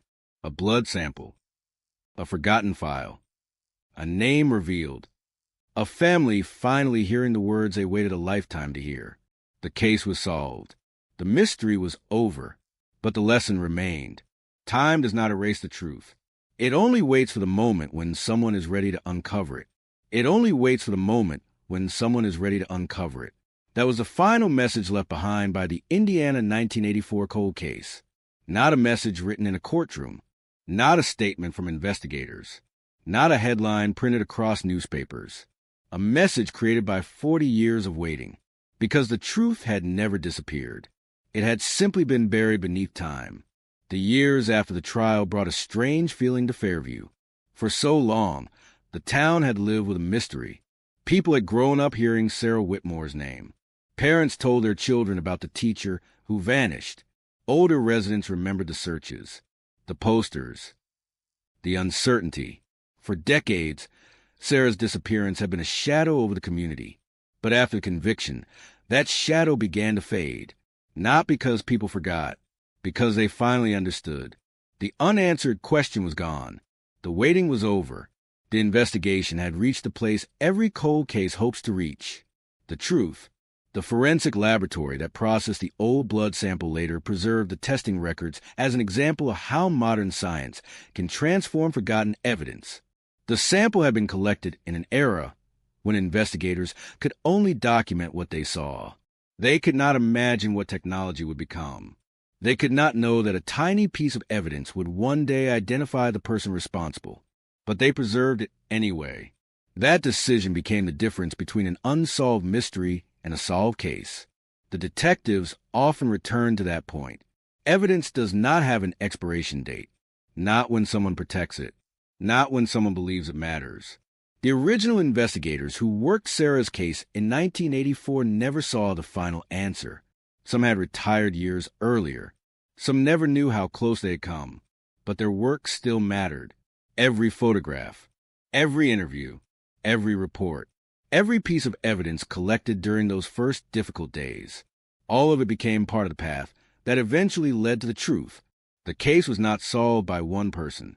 It was solved by generations of investigators connected by the same goal, finding Sarah. The story also changed how Fairview looked at its own history. People began organizing events to remember victims of unsolved crimes. Families from other cases reached out. They shared stories. They shared frustrations. They shared hope. Because Sarah's case proved something powerful. A cold case can feel forgotten, but forgotten does not mean finished. There are families still waiting. There are questions still unanswered, waiting. The detectives who solved the case later received many messages from people across the country. Some thanked them. Some shared their own unsolved cases. Some simply said Sarah's story gave them hope, because if a blood sample hidden for 40 years could finally reveal the truth, then maybe other mysteries could be solved too. Maybe other families could finally receive answers. Maybe other voices could finally be heard. The old phrase cold case began to mean something different to many people. It no longer represented a dead end. It represented a challenge, a reminder that every unanswered question deserves another look. The final report on Sarah Whitmore's case contained thousands of pages, but investigators highlighted one small section, a timeline. A timeline showing every moment when someone refused to give up, the first officer who noticed the blood stain, the technician who preserved the sample, the detective who reopened the file, the scientist who recovered the DNA, the witness who finally spoke. Every person added one piece. Together, they rebuilt a story that time had tried to hide. The most emotional moment after the trial came when Sarah's family received the final evidence package. Inside were the personal belongings recovered during the investigation. Things that had been missing for decades. Objects that once represented pain. Now they represented memory. Sarah's family placed them beside photographs from her life. A reminder that the woman behind the case was never forgotten. She was still the teacher who loved history. Still the person who helped students. Still the sister whose family missed her every day. The investigation had restored justice, but her family restored her identity. They refused to let Sarah become only a crime story. They wanted people to know who she was before the tragedy. And that became the most important part of the ending, because every mystery begins with a person, before the evidence, before the investigation, before the headlines. A person existed, a life existed, a story existed, and that story deserves to be remembered. The Indiana 1984 cold case cracked after decades of silence.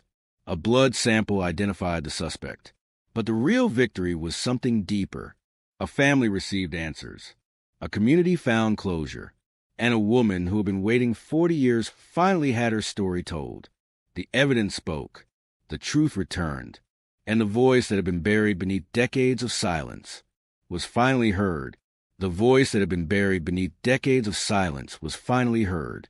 But even after justice was delivered, the story of Sarah Whitmore continued to echo, because some cases end with a verdict. Others continue because of the lessons they leave behind.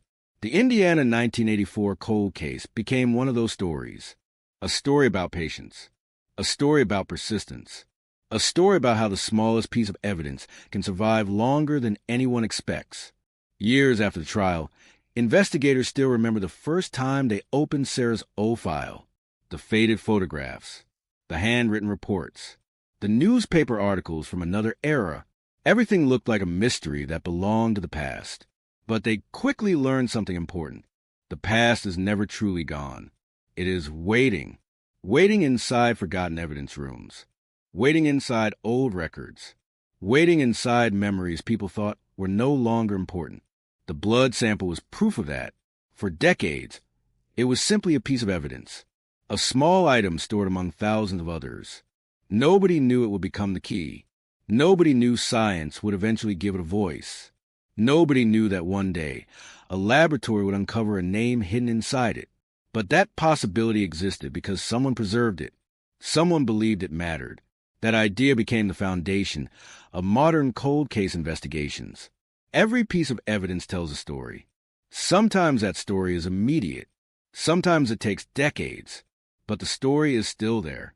The detectives who worked Sarah's case often spoke about the emotional weight of reopening old investigations. They explained that every cold case carries unfinished emotions. Families who never received answers. Communities that never understood what happened. Victims whose stories were interrupted. Solving those cases means returning to moments where people were left behind. They stopped seeing old files as paperwork. They started seeing them as unfinished conversations. And Sarah's file was one of those conversations. A conversation that lasted 40 years. The final investigation also revealed something unexpected about the power of memory. Many people assumed the passing of time would destroy the truth.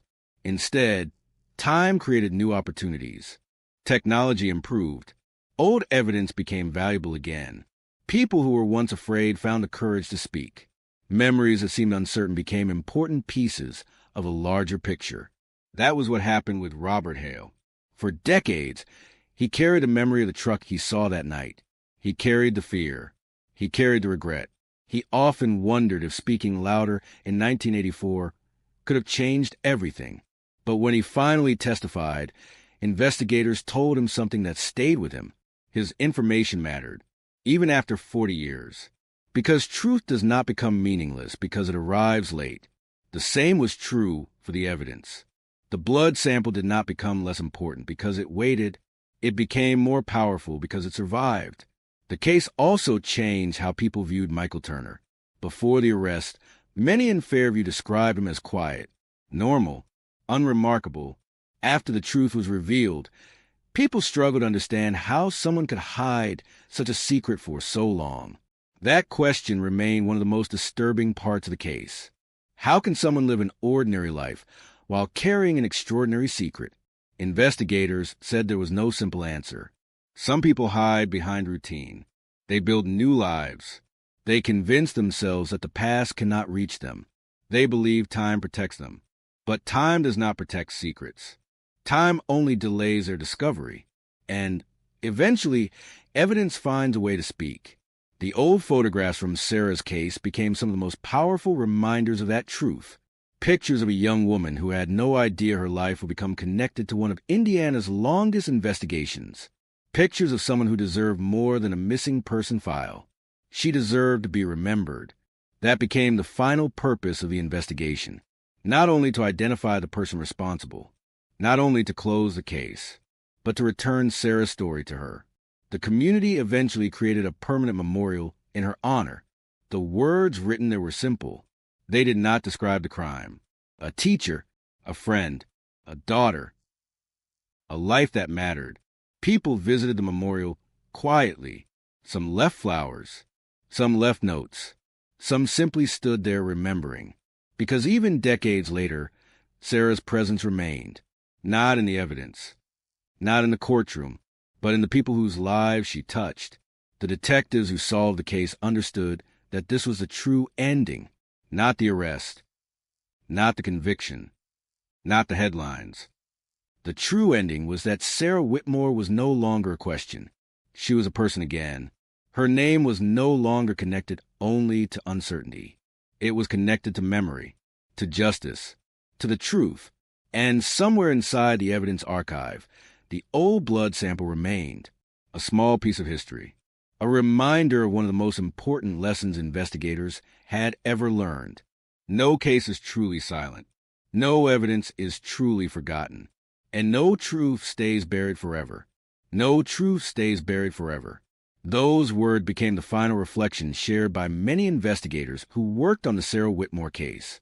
Because after everything was uncovered, one fact remained impossible to ignore. The truth had survived every attempt to hide it. It survived the passing of years. It survived changing technology. It survived forgotten records. It survived a belief that the case would never be solved. And in the end, it returned through the smallest piece of evidence, a blood sample, a single trace left behind on a winter night, a clue that waited patiently until someone finally understood its importance. The story of Sarah Whitmore became part of Indiana's history, not because of the tragedy alone, but because of the investigation that followed. The case showed the world that justice does not always arrive quickly. Sometimes it arrives slowly. Sometimes it takes decades. Sometimes it arrives after everyone involved believes they will never see the answer. But slow justice is still justice. For Sarah's family, the years after conviction were filled with complicated emotions. There was relief. There was sadness. There was anger for the time lost. But it was also gratitude. Gratitude that investigators never stopped looking. Gratitude that technology gave them another chance. Gratitude that Sarah's name was finally separated from the word missing. She was found. Her story was completed. The uncertainty that followed the family for 40 years finally ended. The investigators who worked the final stage of the case often describe a moment they close a file, not as a victory, not as a celebration, but as a quiet moment of respect. Because every solved case represents a life interrupted. Every piece of evidence represents a moment someone lost. Every photograph represents someone who once had a future. That understanding changed the way they approached their work. They knew behind every cold case was someone waiting, someone who deserved the truth. The Indiana 1984 investigation became a training example for future detectives. They studied the mistakes, the missed opportunities, the evidence that was overlooked. But they also studied the persistence, the determination, the refusal to accept that the case was impossible. Because the most important breakthrough did not happen in the laboratory. It happened when someone decided the file deserved another look. That decision reopened everything. It connected the past with the present. It gave science the opportunity to finish what earlier investigators had started. The blood sample became famous among forensic experts because it represented something bigger than DNA. It represented patience, a piece of evidence collected before anyone knew how valuable it would become. A reminder that investigators must preserve the truth even when they cannot immediately understand it, because tomorrow's technology may answer today's questions. The case also changed the way Fairview remembered January 17, 1984. For years, that date represented loss, fear, confusion. But after the investigation ended, people began remembering something else. They remembered Sarah's life. They remembered the teacher who inspired students, the woman who helped others, the person who brought kindness into ordinary moments. The community decided that the final chapter of Sarah's story should not belong to the person who harmed her. It should belong to Sarah. That was why her name remained important, because victims should never disappear behind the details of the crime. They should never become only evidence. They should never become only a headline. They are people. And people leave behind stories. The final documentary about the case ended with images of Indiana in winter, snow covering empty roads, the quiet streets of Fairview, the school where Sarah once worked. The place is connected to a mystery that lasted for decades. The narrator's final words carried the weight of the entire investigation. 40 years ago, a question was left unanswered. A pause. A family waited. Another pause. A community searched. And one small piece of evidence refused to disappear. The camera moved across the evidence archive, the old case file, the preserved photographs, the records that told the story. Then the final image appeared, a photograph of Sarah smiling, not as a victim, not as a mystery, as herself, because that was the final truth. The case was never only about finding who was responsible. It was about remembering who Sarah was, a person whose life mattered, a person whose story survived, a person whose voice was finally heard. The Indiana 1984 cold case cracked after decades of silence. A decades-old blood sample identified the suspect. But the real discovery was something far more powerful. The discovery that truth has patience, evidence has memory, and justice can wait. But it does not disappear. Not after 1 year. Not after 10 years. Not after 40 years. Because somewhere, hidden beneath the surface of every unsolved mystery, there may still be a clue waiting. Waiting for science. Waiting for courage. Waiting for someone willing to look again. And when that moment comes, the truth speaks. The truth speaks. And when it does, it changes everything. For the people of Fairview, the story of Sarah Whitmore became a reminder that some mysteries are not solved by luck. They are solved by endurance, by people who continue searching when the world has moved on, by investigators who are willing to reopen old wounds, by families who refuse to let a name disappear into a forgotten file. The years after the case was solved brought a strange transformation. The places that once carried fear slowly became places of remembrance. The road where Sarah's vehicle was discovered no longer represented only tragedy. The old property where investigators found hidden evidence no longer represented only a secret. They became reminders. Reminders that the truth had survived, that justice had finally arrived, and that no amount of time could completely erase what happened. The detectives who worked the final investigation often returned to one moment. Not the arrest, not the trial, not the verdict. The moment when the laboratory confirmed the DNA match.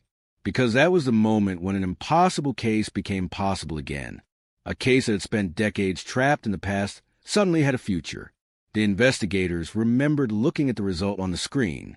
A name, a connection, a door opening after 40 years. They knew immediately that their work had only begun. A DNA match could start an investigation, but it could not tell the entire story. It could not explain the fear, the silence, the missing years, the unanswered questions. That required digging deeper. And the deeper they went, the more they discovered about the night Sarah disappeared. They discovered that the most important evidence was not always the most obvious. Sometimes it was hidden inside forgotten details. A witness statement that seemed too small to matter. A repair record that looked ordinary. A handwritten note with only a few words. A piece of evidence that waited for decades before revealing its meaning. The investigators described the case as a puzzle where the pieces were scattered across time. No single discovery solved everything. The solution came from connecting everything together. The blood sample, the timeline, the witness, the property, the notebook. Each piece alone raised questions. Together, they told a story that had been waiting since 1984. After conviction, some people asked whether the investigation should have happened sooner, whether more could have been done, whether Sarah could have received justice earlier. Those questions remained painful, but investigators also understood something important. The final breakthrough was not possible in 1984. The technology did not exist. The tools were not available. The science had not caught up. But the evidence had been preserved, and because it was preserved, the future had a chance to finish the work. That became one of the most important lessons from Sarah's case. Never underestimate old evidence. Never assume something has no value, because it does not provide an immediate answer. A clue can wait. A sample can wait. A file can wait. But the truth remains. Years later, new detectives studying the case often focused on one question. What would have happened if that blood sample had been destroyed? The answer was frightening. Sarah's case might remain unsolved forever. The suspect might have continued living without consequences. The family might have continued waiting. The community might have continued wondering. One decision made decades earlier changed everything. Someone preserved the evidence. Someone protected the possibility of justice. That was the invisible connection between the past and the future. The people who collected the evidence in 1984 never knew who would eventually use it. They never knew their work would matter 40 years later. But it did. Every report, every photograph, every collected sample. It all mattered. The final years of Sarah's case also brought unexpected closure to former investigators. Some of the original detectives who had worked the disappearance were able to see the conclusion before they passed away. For them, the resolution was emotional. They had carried the weight of an unsolved case for decades. They had remembered Sarah's photograph. They had remembered the searches. They had remembered the frustration of having no answers. Seeing the case solved gave them peace, because they realized something. They had not failed. They had simply been waiting for the future to provide the tools they needed. The story of Sarah Whitmore continued to be shared not as a story of failure, but as a story of persistence. A story about the importance of preserving evidence. A story about families who never stop hoping. A story about investigators who refuse to surrender. And a story about how one small blood sample changed everything. The world often believes that time hides the truth. But Sarah's case proved something different. Sometimes time protects the truth. Sometimes time allows evidence to survive. Sometimes time creates the distance needed to finally understand what happened. 40 years after Sarah disappeared, the question that haunted Indiana finally had an answer. The mystery was solved. The suspect was identified. The family received closure. But the message left behind was larger than one case. Because somewhere, right now, another forgotten file may be waiting. Another piece of evidence may still exist. Another family may still be hoping. And another truth may still be hidden, waiting for someone to look again. Waiting for someone to look again. That was the message Sarah Whitmore's case left behind. Not a message written on paper. Not a message recorded in a statement. A message created by decades of patience. Because every cold case carries the same question. What if the answer is already there? What if the evidence was collected? What if the truth has been waiting all along? For Indiana investigators, Sarah's case became proof that those questions matter. The difference between an unsolved case and a solved case is sometimes not the discovery of new evidence. Sometimes it is simply seeing old evidence in a new way. The blood sample had always existed. The report had always existed. The witnesses had always existed. The truth was not created in 2024. It was uncovered. That realization changed the way detectives approached the future. They began reviewing other forgotten cases.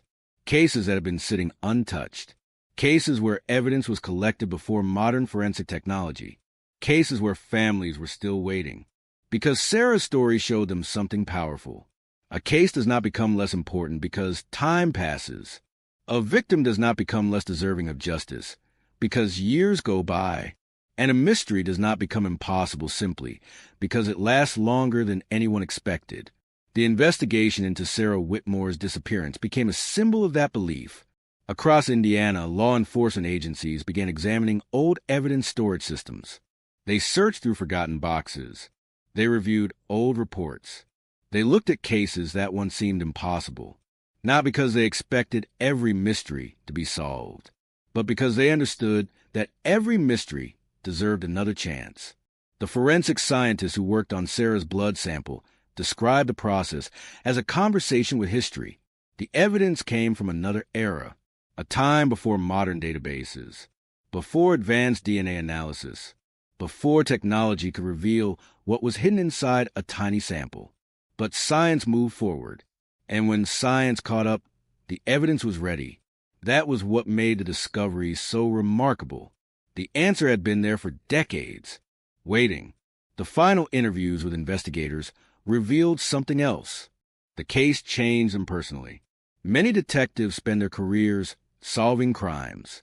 Sarah's case was one of those, because it represented everything that makes cold cases difficult. The passage of time, the fading of memories, the loss of witnesses, the uncertainty. But it also represented everything that makes them worth pursuing. Hope, persistence, the possibility of justice. One investigator explained that when he first opened Sarah's file, he expected another unsolved mystery, a case with too many questions, too few answers. But what he found was different. He found a story that had never stopped moving.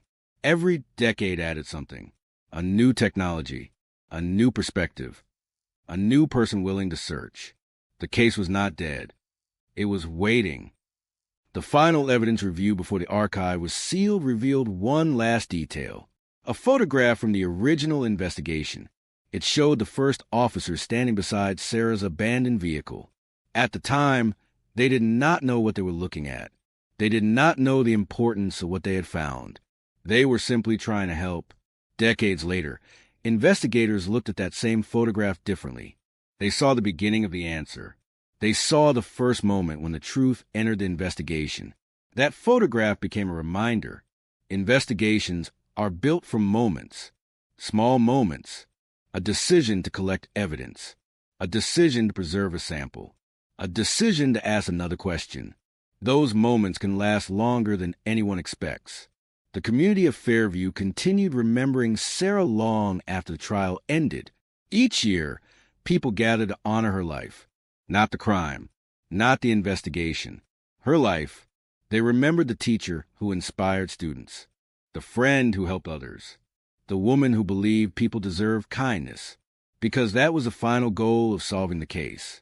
Not simply identifying the person responsible, restoring Sarah's place in the world. For decades, her name was connected to uncertainty.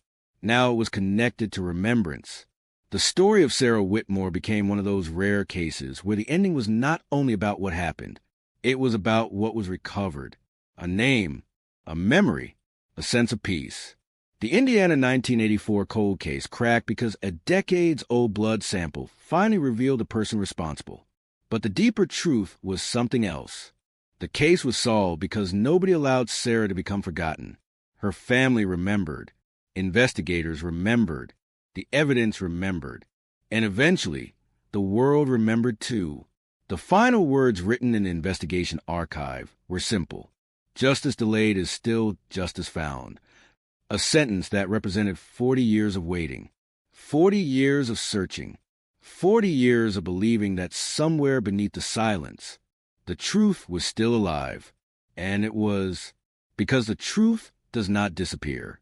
It waits until someone is ready to find it, until someone is ready to find it. And when that moment arrives, even the oldest secrets can return. The story of Sarah Whitmore's disappearance had once seemed impossible to solve. A case trapped in another era, a mystery surrounded by unanswered questions, a file that many believed would remain closed forever. But the discovery of the decades-old blood sample changed everything. It proved that time does not always work against justice. Sometimes time preserves it. The final chapter of the Indiana 1984 cold case was not written with a dramatic confession. It was not written with a hidden message suddenly appearing. It was written through patience, through science, through the determination of people who refused to believe the past should remain unanswered. That became the most important lesson investigators carried forward. Every cold case represents someone's unfinished story. Every file represents a family that once waited for a phone call. Every piece of evidence represents a moment that cannot be repeated. And every victim deserves to have their story completed. Years after conviction, the evidence archive where Sarah's case was stored became a place of reflection for investigators.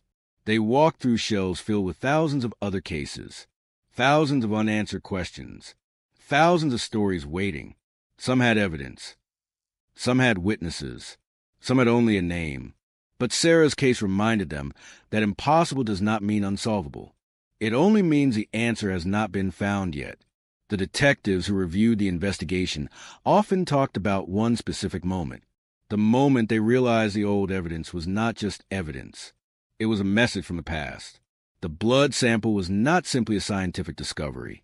It was a connection between two generations of investigators. The officers who collected it in 1984 and the scientists who analyzed it decades later. Two groups of people separated by time, connected by the same goal. Finding the truth. That connection became the heart of the story, because justice is rarely achieved by one person. It is built by many people doing small things correctly. A report written carefully, a sample preserved properly, a question asked again, a file open one more time. Those actions may seem ordinary, but sometimes ordinary actions create extraordinary results.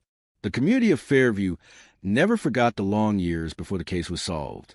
People remembered the uncertainty. They remembered wondering. They remembered the feeling that Sarah's story might never have an ending. That was why the conviction meant so much. It was not only a legal decision, it was the closing of a chapter that had remained open for generations. Parents who had searched for answers could finally rest. Friends who had remembered Sarah could finally speak about her without only remembering the tragedy. Students who never met her could learn about the person she was. The mystery became history, but the memory remained. And perhaps that was the most important outcome, because solving a case does not erase what happened. It does not bring back lost years. It does not remove the pain, but it gives people something they cannot live without forever: the truth. The final years of Michael Turner's life became a subject of public discussion. People wondered how he managed to live normally while carrying the weight of the past. Investigators never claimed to understand everything about his thoughts, but they understood one thing: secrets create their own prison. For 40 years, the truth remained hidden, but the evidence was always there, waiting. Turner had believed the passage of time would protect him. Instead, time became the reason he was discovered. The same decades that allowed him to hide also allowed technology to advance. The same years that buried the investigation preserved the evidence. Time was not his protection. It was the thing that finally exposed him. That became the final irony of the case. The person who believed the past was gone was eventually defeated by the past returning. A single blood sample, a single match, a single moment when history caught up. The story of Sarah Whitmore continues to be shared because it represents something bigger than one crime. It represents the possibility of answers.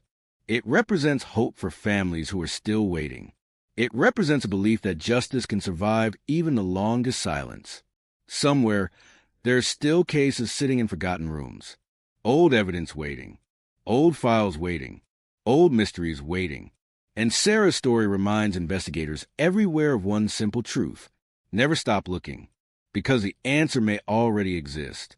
It may be hidden inside something everyone has overlooked. It may be waiting inside a box that has not been opened in decades.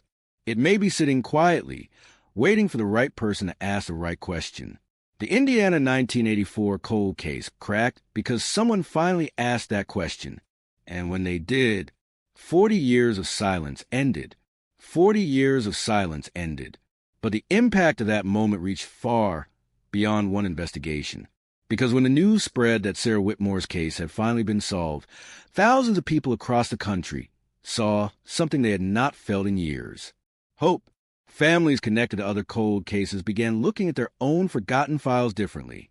They wondered if their answers were also hidden somewhere. Inside old evidence. Inside forgotten reports. Inside details that once seemed meaningless. Sarah's story became proof that a case is never truly finished while someone is still searching. The investigation had started with a disappearance, but it ended with a lesson about time, a lesson about evidence, a lesson about never giving up. The detectives who reopened the case knew they had inherited more than a file. They had inherited a responsibility to Sarah, a responsibility to her family, a responsibility to every person who had waited decades for answers. That responsibility pushed them through thousands of pages of documents, through old photographs, through interviews recorded on outdated equipment, through evidence boxes that had not been opened in years. They were not searching for a miracle. They were searching for the truth. And eventually, the truth revealed itself, not dramatically, but piece by piece. A blood sample, a forgotten witness, a hidden notebook, a location overlooked for decades. Each discovery moved the investigation closer. Each discovery proved that the past was still speaking. The final report on the case contained a sentence that investigators said represented everything they learned. Evidence does not become silent. People simply stop listening. Those words became connected to Sarah's story, because for 40 years, the evidence was there. The blood sample was there. The records were there. The memories were there. The truth had never vanished. It had only been waiting for someone willing to hear it. For Sarah's family, the years after the trial were not easy. Closure did not erase the pain. A conviction did not restore the lost time. There were still birthdays that passed without Sarah. Still holidays where someone was missing. Still moments when the family wished they could hear her voice again. But there was something different now. They no longer had to wonder. They no longer had to imagine endless possibilities. They knew, and sometimes knowing the truth is the first step toward healing. The family placed Sarah's photograph in a special place inside their home, not as a reminder of what happened, as a reminder of who she was. The teacher, the sister, the friend, the person whose life mattered before the investigation ever began. That was a final victory. Sarah was no longer defined by the mystery. She was remembered by the life she lived. The detectives involved in the case eventually moved on to other investigations, other files, other mysteries, but they carried Sarah's story with them, because some cases leave a mark, not because they're the most famous, not because they receive the most attention, but because they remind investigators why they chose this work: to find answers, to protect memories, to speak for those who cannot speak for themselves. The Indiana 1984 cold case became one of those rare investigations where the ending was not just about catching a suspect. It was about restoring a story that had been interrupted, a story that had waited, a story that finally reached its conclusion. Years later, when reporters asked the lead investigator what he thought was the most surprising part of the case, his answer was simple: that the truth survived. Because that was the impossible part. The world changed. People changed. Technology changed. But the evidence remained. The truth survived every year that passed. Every false lead. Every unanswered question. Every moment when it seemed the case would never be solved. The blood sample survived. And because it survived, Sarah's voice survived too.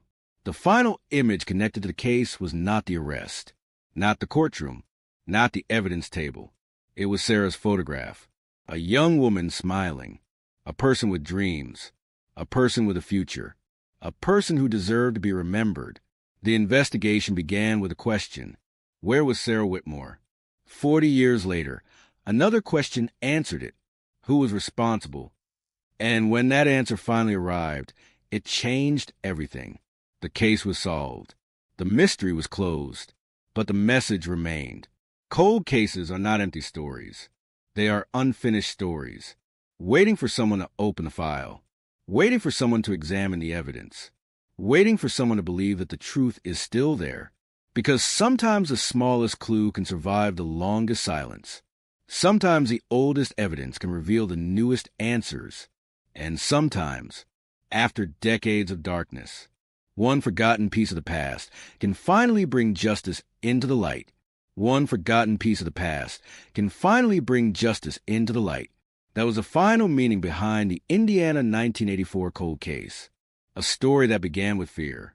A story that carried pain for generations. A story that seemed destined to remain unfinished. Until one small piece of evidence changed everything. The blood sample was never just a sample. It was a bridge. A bridge between the night Sarah disappeared and the day the truth was finally revealed. Between the investigators who searched in 1984 and the investigators who continued the search decades later. Between a family's unanswered questions and the answers they had waited a lifetime to receive. The case became a reminder that justice does not always follow a straight path. Sometimes it disappears into darkness. Sometimes it takes years to find the road again. But the search itself matters, because every step forward keeps a story alive. After the case officially closed, the Indiana law enforcement community continued studying what happened, not the crime itself, the investigation, the choices, the decisions, the moments where a different action could have changed the timeline. They studied how evidence was handled, how information was recorded, how witness statements were preserved, because every solved cold case teaches something. And Sarah's case taught more than most. It showed that old evidence can become new evidence. It showed that forgotten details can become important discoveries. It showed that the passage of time does not erase responsibility. One of the younger detectives who reviewed the case said that Sarah's story changed the way he looked at investigations. Before, he believed the most important moments happened during the first hours. The first search, the first interviews, the first collection of evidence. After reviewing Sarah's case, He understood something else. Some of the most important moments may happen years later, when someone opens a file, when someone notices a detail, when someone refuses to accept that there are no more answers. The future can solve the past.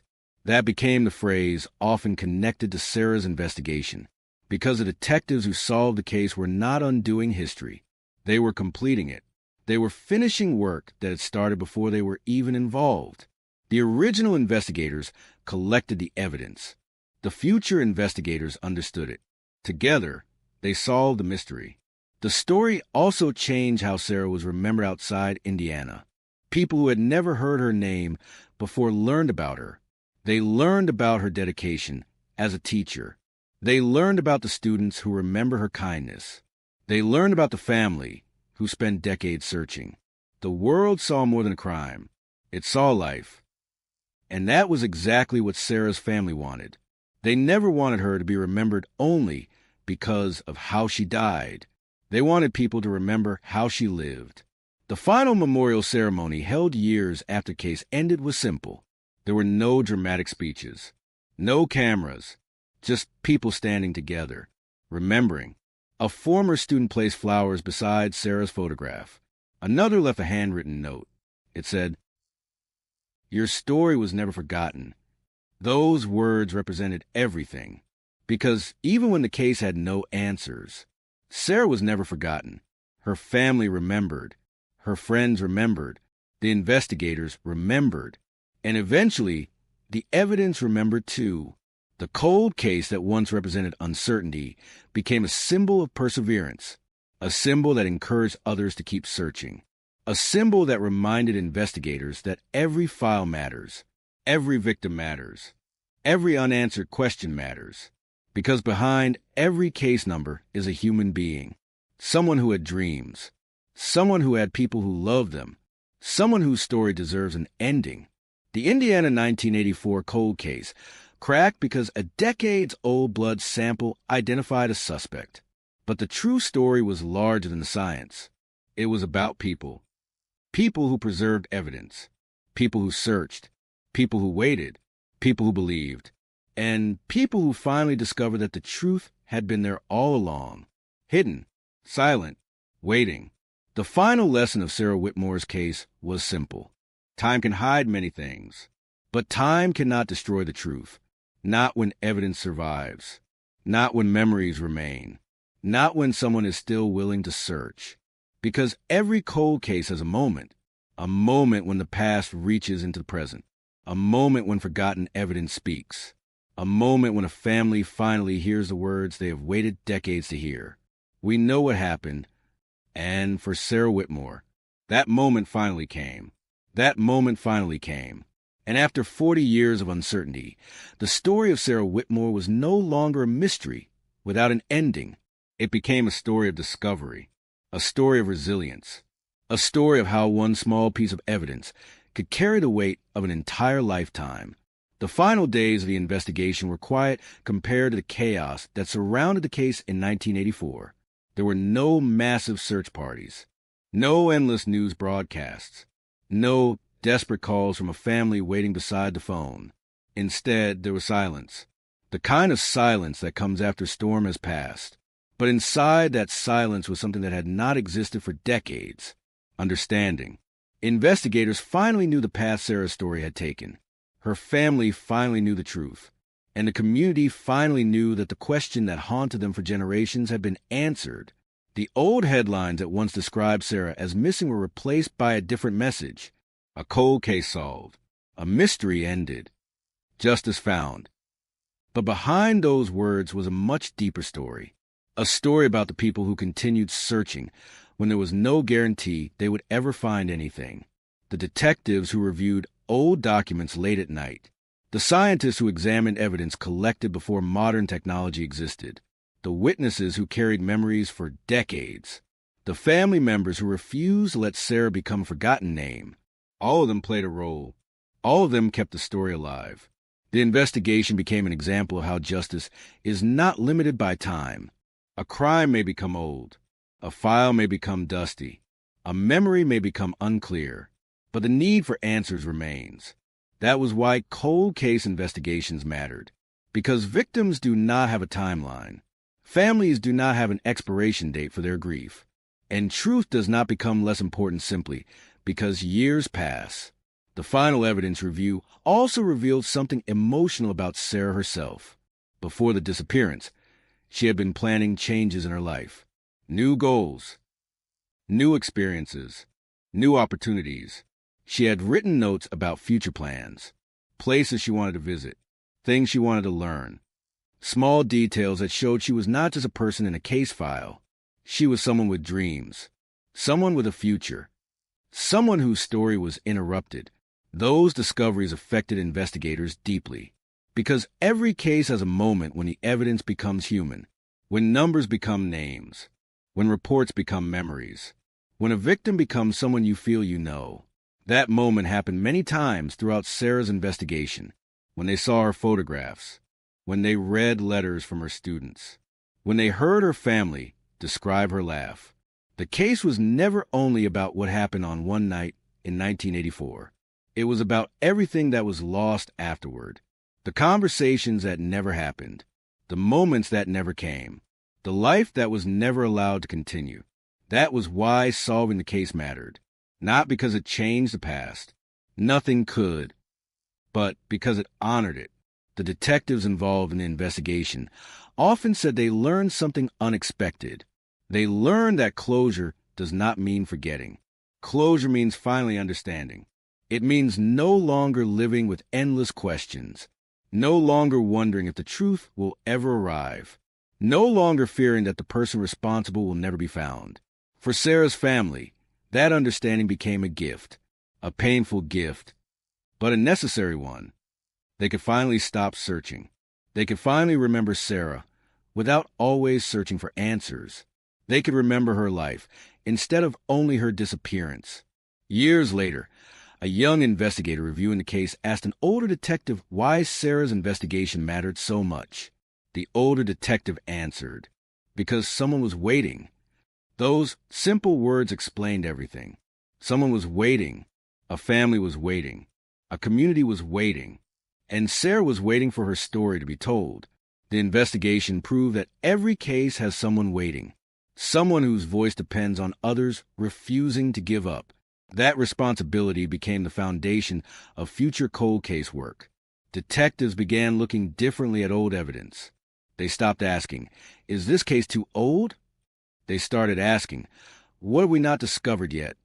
That change in thinking became one of Sarah's greatest legacies, because her story helped solve more than one mystery. It changed how people approached thousands of others. The final archive entry for Sarah's case was short. No dramatic language. No long explanation. Just a few words. Case solved. But behind those words were 40 years of searching. 40 years of patience. 40 years of hope. The Indiana 1984 cold case was finally closed. But the lesson it left behind remained open, because somewhere another forgotten file waits. Another family hopes. Another piece of evidence remains silent, waiting for someone to find it, waiting for someone to listen, waiting for the truth to speak again, waiting for the truth to speak again. That was how Sarah Whitmore's story ended. Not with silence, not with an unanswered question, but with a reminder that even the quietest evidence can eventually change everything. The Indiana 1984 cold case became more than a solved investigation. It became a symbol of patience, a symbol of determination, a symbol of the belief that no victim should ever become forgotten.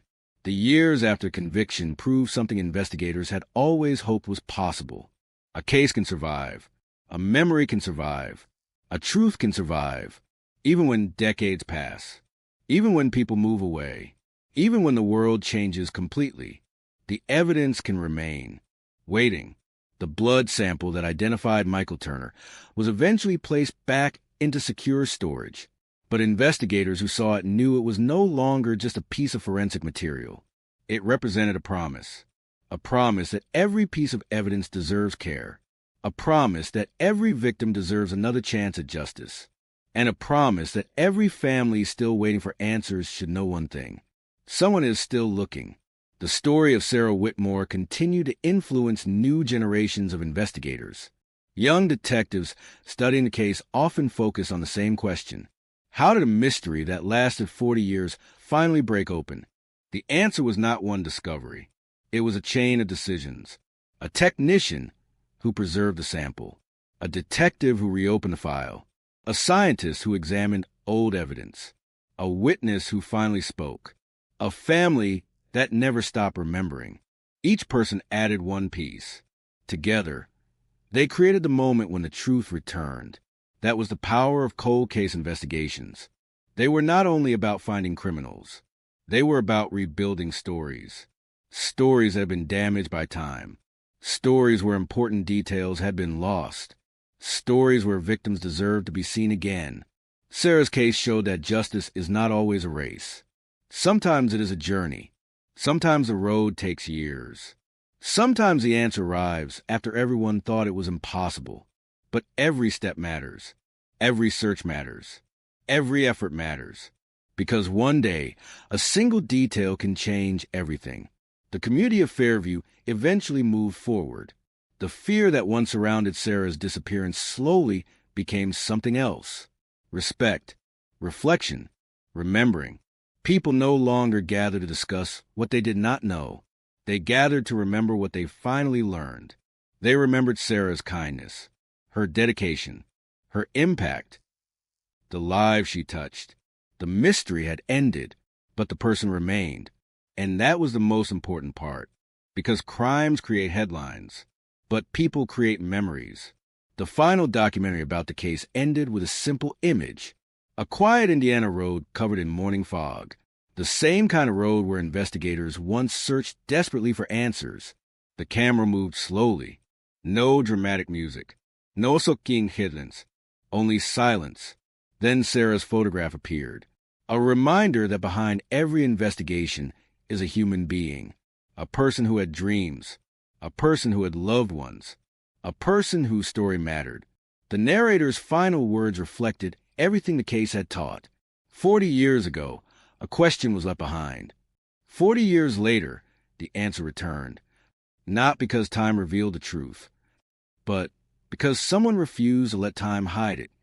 That became the lasting message of the Indiana 1984 cold case. The past is never truly silent. Evidence can wait. Memories can wait. Justice can wait. But they never disappear. Somewhere inside another old file. Inside another forgotten evidence room. Inside another unanswered mystery. The truth may already exist. Waiting for the right moment. Waiting for the right person. Waiting for someone willing to look again. Because sometimes the smallest clue creates the biggest breakthrough. Sometimes a single piece of evidence can rewrite history. And sometimes, after decades of darkness, the truth finally finds its way home.